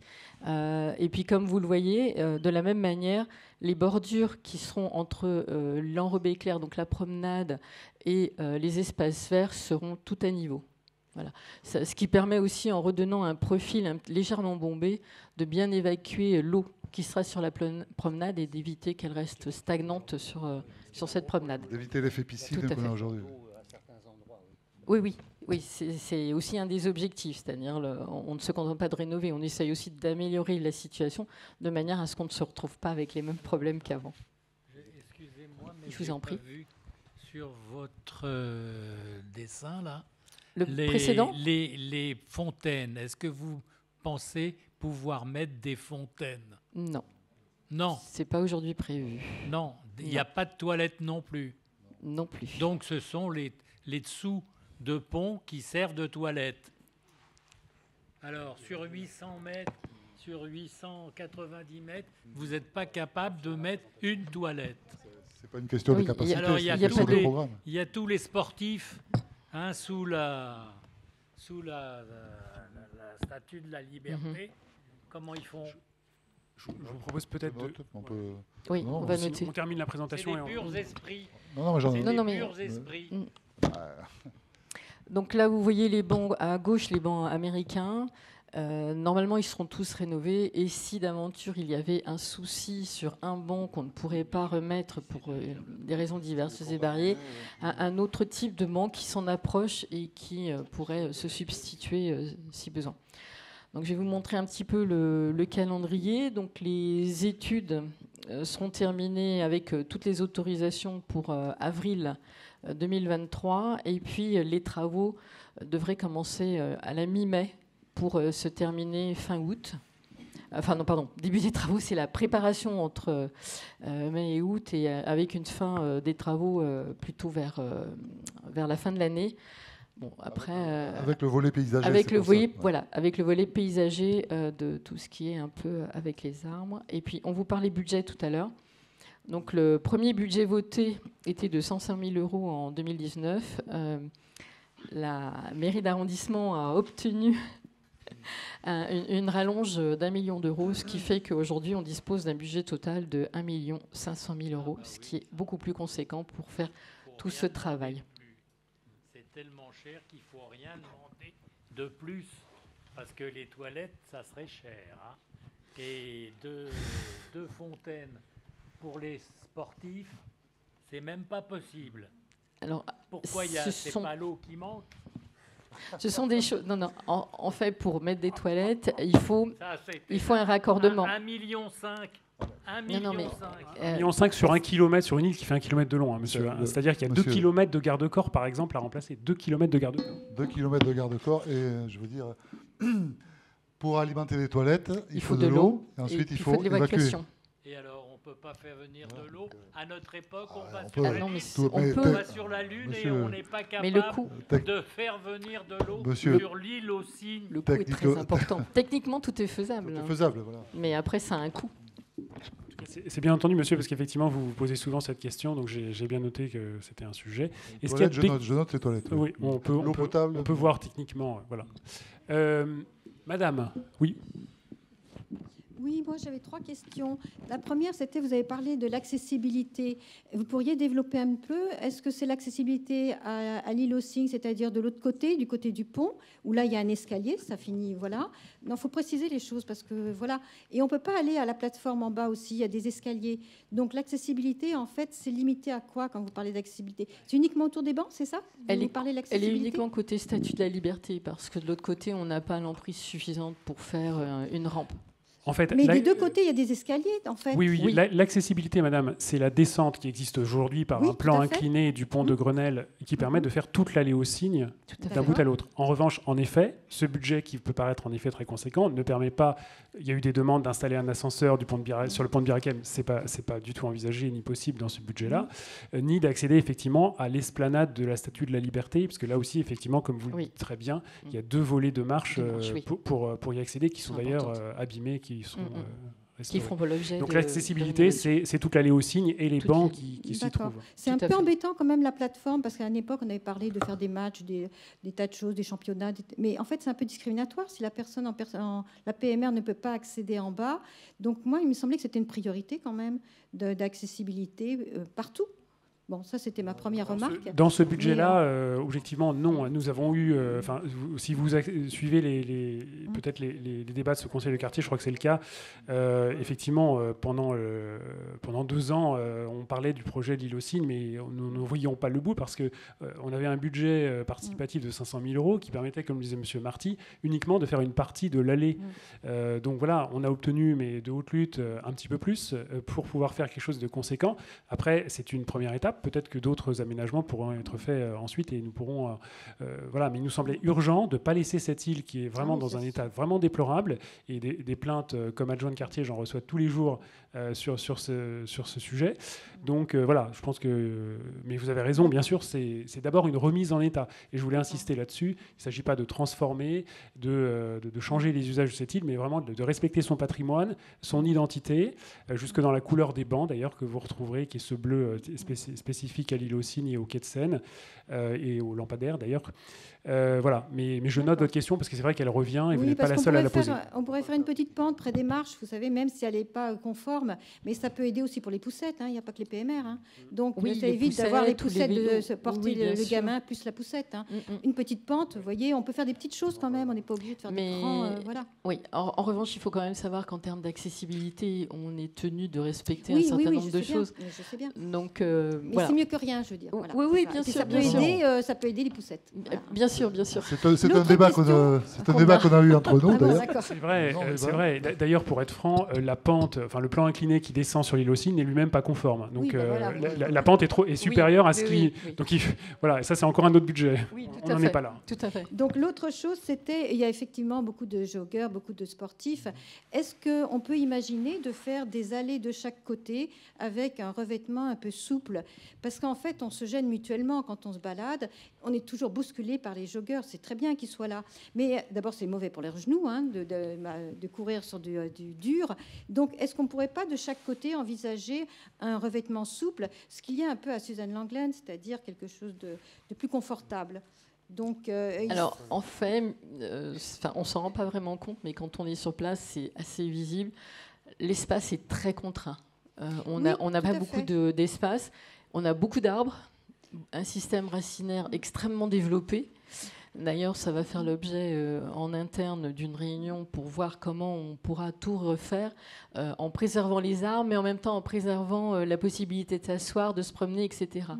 Donc pour nous, c'est une vraie contrainte parce que les arbres sont quand même âgés, dans le sens où ils sont bien développés, avec pas mal de racines majeures. Donc c'est assez compliqué. Vraiment. C'est vrai, mais peut-être entre l'allée et puis les arbres, vous avez peut-être un petit espace. Non, il n'y a pas d'espace. Non, je vous assure, je vais essayer de retrouver la photo, mais il y a une des photos que je vous ai montrées dans le diagnostic. C'est celle-là? Non, c'est celle d'après. Enfin, on ne voit pas tellement parce qu'effectivement, il y a des feuilles, mais au niveau du banc, vous voyez l'arbre qui est sur la gauche.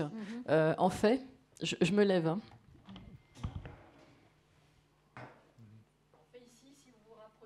Il y a du béton, mais vous avez le système racinaire de l'arbre qui se rapproche énormément du banc et il est compliqué de toucher.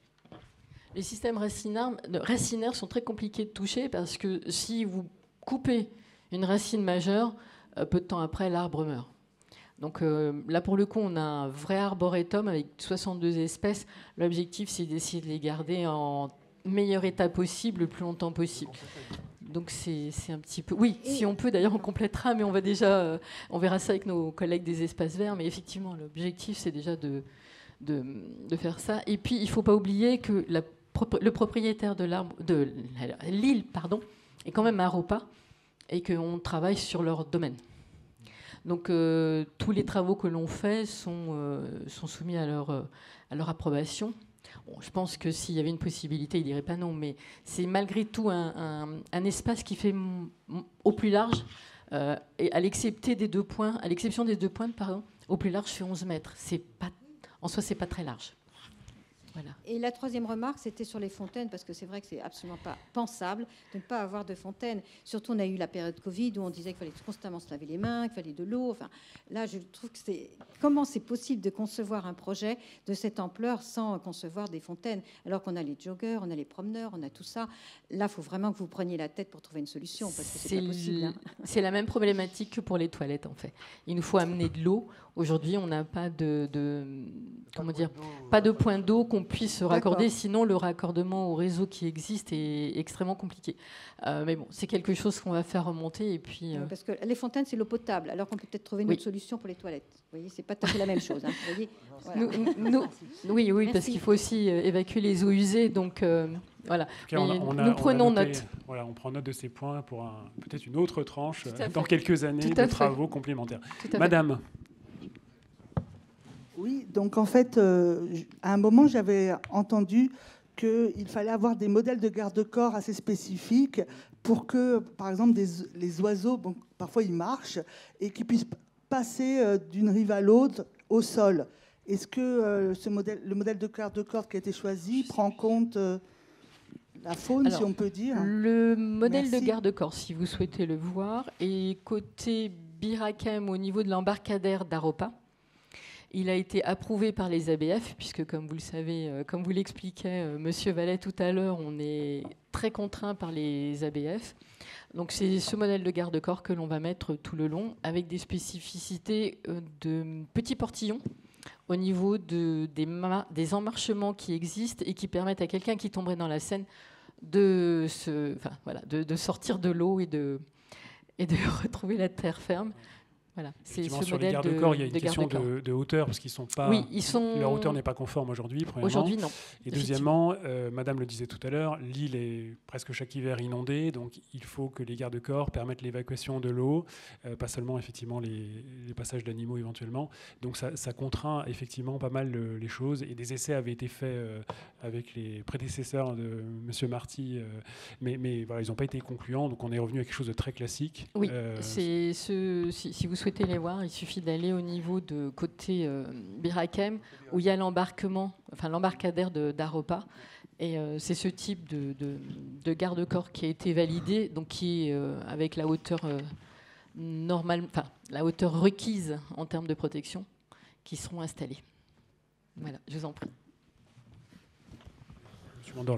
Moi qui vais régulièrement tous les samedis matins, dimanche matin, lundi matin sur l'île aux Cygnes, il s'est passé une nuit et une journée complète. Les poubelles sont totalement surchargées. Il y a partout par terre. Enfin, c'est presque équivalent à ce qui se passe aujourd'hui. Combien de nouvelles poubelles allez-vous mettre ? Parce que le nombre qui est actuellement présent est insuffisant, très largement insuffisant. Non, je pense qu'il faudrait voir avec la DPE. Mais ça, c'est un sujet qu'il faut traiter directement avec la direction de l'environnement, la DPE, donc, qui s'occupe des poubelles. Alors, oui.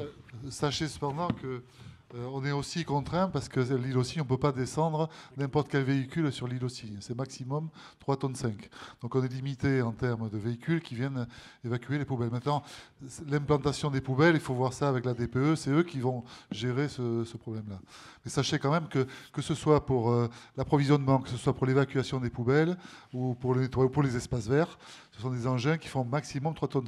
Ce qui d'ailleurs nous pose des problèmes à nous aussi, parce que quand on va retravailler sur la partie centrale de l'île, il va falloir qu'on descende des engins à la grue pour éviter de prendre la rampe qui descend sur l'île aux Cygnes et éviter de casser la rampe tout simplement. Donc ce sont des coûts aussi annexes, des coûts induits qu'il ne faut pas négliger. Puisque vous évoquez les travaux, est-ce que vous pouvez nous préciser justement, vous avez évoqué le calendrier, mais comment vont-ils se dérouler ? Est-ce que l'île sera fermée par morceaux au cours de ces travaux ? Oui, il y aura un moment où l'île sera entièrement fermée dans la mesure où on va enlever les garde-corps.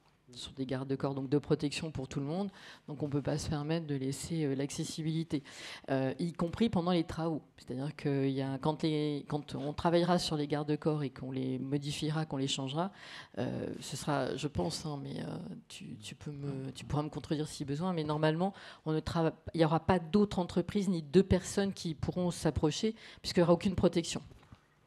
Voilà, le chantier effectivement est interdit au public d'une part, mais d'autre part on va travailler depuis le pont Birakem en remontant par tranche, en remontant vers la rampe. Donc si vous voulez, pour répondre à votre question, l'île aussi ne sera pas intégralement fermée dès le début des travaux. On fera par tranche. Et quelle date on commence et on finit? On a environ 2 mois de travaux de voirie. Un peu plus. On est plus sur 3 mois. 2-3 mois, ça dépend. Oui, parce qu'on fait le travail à la main. On ne peut pas descendre d'engins de chantier conséquents. On est obligé de faire au tombereau à la main, de descendre les enrobés à la main, etc. Donc c'est quand même assez long. Voilà, donc il y a à peu près 2 à 3 mois, je ne peux pas être plus précis que ça. Oui. Et ensuite, il y a toute la phase espace vert qui viendra derrière pour compléter, restaurer, rénover tous les espaces verts qu'il y a sur cette île aussi. Disons que l'objectif pour nous, c'est d'essayer de la rouvrir pour, en tout cas, indépendamment des espaces verts, mais l'objectif, c'est de la rouvrir pour septembre 2023. Oui, le septembre de cette année. Mai-juin jusqu'à septembre. Voilà. Encore 2 ou 3 questions, parce qu'on arrive au terme de cette réunion et on doit normalement libérer l'école à 21h. Madame. Vous avez parlé des garde-corps. Alors, monsieur. Oui, les garde-corps, je suppose que ce sont les balustrades qui bordent. Oui, je trouve qu'elles sont très anciennes. Je trouve ça dommage de les faire partir. Elles pourraient faire partie du patrimoine. Je trouve ça. Elles sont là depuis très longtemps. Elles sont bien. En les rénovant, il y a de quoi les garder parce que c'est du solide, c'est du métal. Alors, je trouve ça dommage que ça s'en aille au profit de quelque chose à tendance écologique en bois ou je ne sais quoi, alors que ceux-là sont là depuis la fondation de l'île aux Cygnes. Je trouve. Non, je crois que vous n'avez pas compris, monsieur. L'idée, c'était vraiment de respecter l'identité de l'île aux Cygnes, on l'a bien dit. Donc, pas du tout de changer son aspect. Donc, ce qui est prévu, c'est la même chose. Alors, est-ce que certaines parties des garde-corps, parce qu'ils sont très abîmés, en effet, ils sont très abîmés, peuvent être conservés, ils sont pas aux normes. Non, non, ils sont pas. Ils sont très abîmés. Ils sont pas aux normes. On a même, à un moment donné, suite à une remarque similaire d'une autre personne, on a essayé de voir si on pouvait éventuellement les rehausser. Et en fait, ça revient aussi cher de les rehausser que de les rénover complètement, sans aucune certitude du résultat. Oui, on a une contrainte sur... il faut une hauteur d'un mètre 10, c'est ça? 1 mètre 10. 1 mètre 10, minimum. Bah, ma question était sur ça, c'était sur les garde-corps, d'avoir un peu plus de détails. Est-ce qu'on gardait l'idée d'avoir 3, je crois qu'il y a 2 barres, c'est-à-dire qu'on voit le paysage, ou est-ce que vous proposez quelque chose d'opaque ou qui bouche la vue? Oui, oui, c'est pour ça que je vous invitais, si vous avez envie de refaire la balade demain, par exemple, d'aller du côté du pont de Bir Hakeim. Vous avez un exemple au niveau de l'embarcadère d'Aropa. Oui, il reste ce système où vous voyez au travers. C'est l'objectif puisque les bancs sont tournés vers la Seine. D'accord. Et l'autre chose, j'imagine que vous allez la mettre en valeur, cette île. C'est-à-dire, quand on est sur le pont Bir Hakeim, on voit absolument pas. Il n'y a pas de panneau, il n'y a pas de pancarte, il n'y a rien du tout maintenant. En matière de signalétique, pour le coup, il faut qu'on voit ça éventuellement avec la communication et les personnes qui s'occupent du jalonnement. Parce que dans le cadre aussi du désencombrement de l'espace public, on évite de mettre trop de signalétique. Bon, mais ne serait-ce qu'un panneau pour dire que c'est là. Oui. Alors, moi, je pense, je peux répondre à cette question. C'est un sujet qu'on pourra, je pense, travailler au sein du conseil de quartier. Parce que, comme vous le savez, le conseil de quartier dispose d'un petit budget annuel qu'on n'utilise pas toujours d'ailleurs. Il faut vraiment qu'il y ait un projet intéressant, mais pourquoi pas celui-là? Donc voilà, à réfléchir avec les conseillers de quartier. Et si vous avez des suggestions, n'hésitez pas, bien sûr. S'il s'agit de faire réaliser quelques panneaux, bien sûr. Voilà, c'était des panneaux de voirie, c'est-à-dire un panneau normal, comme ce qu'il y a sur la voie publique, et les panneaux à l'intérieur aussi, qui sont complètement tagués actuellement. Oui, les panneaux à l'intérieur, je pense qu'effectivement, dans le cadre de votre budget, ce serait quelque chose d'intéressant que vous pourriez faire.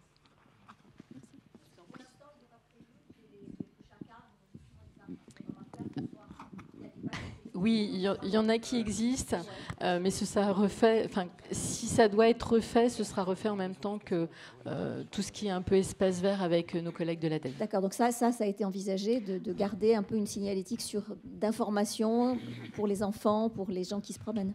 Oui, il y a une signalétique, il y a un budget, une part de ce budget de 1,5 million qu'on vous a présenté est réservée pour les espaces verts et pour la signalétique des espaces verts.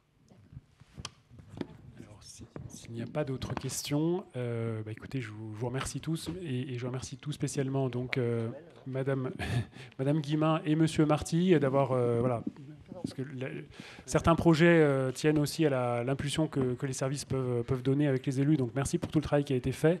Donc la prochaine réunion du conseil de quartier aura lieu en juin. Voilà une date qui n'est pas encore fixée. Ce sera la dernière de ce mandat du conseil de quartier, puisque les conseils de quartier sont, comme vous le savez, désignés pour 3 ans. Voilà. Ah oui, vous les poubelles. Je pensais que c'était les poubelles de l'île aux Cygnes, mais non. Alors, donc, la situation des poubelles. Alors, donc je pense que vous avez tous, évidemment, vous vivez tout ça dans vos rues. Le 15e arrondissement, enfin, la situation des poubelles. La collecte des ordures ménagères est gérée par la ville de Paris, qui le réalise soit en régie directe, c'est-à-dire avec ses agents dans la moitié des arrondissements, soit par marché public dans un certain nombre d'autres arrondissements, et c'est le cas du 15e. Dans le 15e arrondissement, nous avons une société donc privée qui s'appelle Pizzorno, qui intervient, c'est-à-dire qui fait tourner entre 15 et 20 bennes en temps normal tous les jours pour collecter les ordures du plus grand arrondissement de Paris et de l'arrondissement le plus peuplé. Donc toutes ces bennes sont nécessaires, mais surtout elles doivent faire 2 passages, c'est-à-dire être remplies, aller sur un site d'incinération, revenir. En général, elles vont à Issy-les-Moulineaux, donc, qui est le site d'incinération le plus proche. Dans le 15e arrondissement, donc, parce qu'il ne faut pas comparer forcément un arrondissement à l'autre, puisque beaucoup d'autres arrondissements ont été directement concernés par la grève des éboueurs. Nous n'avons pas de grève des éboueurs dans le 15e arrondissement où elle est extrêmement minoritaire. Nous n'avons pas non plus de problème de camions-bennes. Aujourd'hui, nous avons les camions-bennes et les éboueurs. Le problème aujourd'hui, et ça n'était pas le cas il y a une semaine où le problème était différent, c'est le fait que les sites d'incinération, donc il y en a 4 en Petite Couronne, ils sont tous bloqués. Ou alors soit bloqués totalement, soit bloqués de manière partielle, c'est-à-dire qu'un camion qui y va attend 1 heure pour décharger et donc ne peut pas faire son deuxième passage, d'autant qu'il doit faire 40 km ou plus pour aller en grande banlieue pour décharger, puisque, comme je vous l'ai dit, les 4 sites d'incinération sont bloqués. Donc ce soir, nous avons eu une dizaine de camions qui ont tourné dans l'arrondissement. C'est mieux qu'hier, mais évidemment, ça ne permet pas d'améliorer de manière visible la situation. On espère, et voilà, la mairie du 15e, à son niveau, même si ce n'est pas notre compétence directe, essaie d'atténuer tous les problèmes posés par cette situation, mais en fait, elle ne s'améliorera vraiment que lorsque les sites d'incinération seront débloqués. Et ça, le problème se pose maintenant pour tout Paris. Voilà, merci.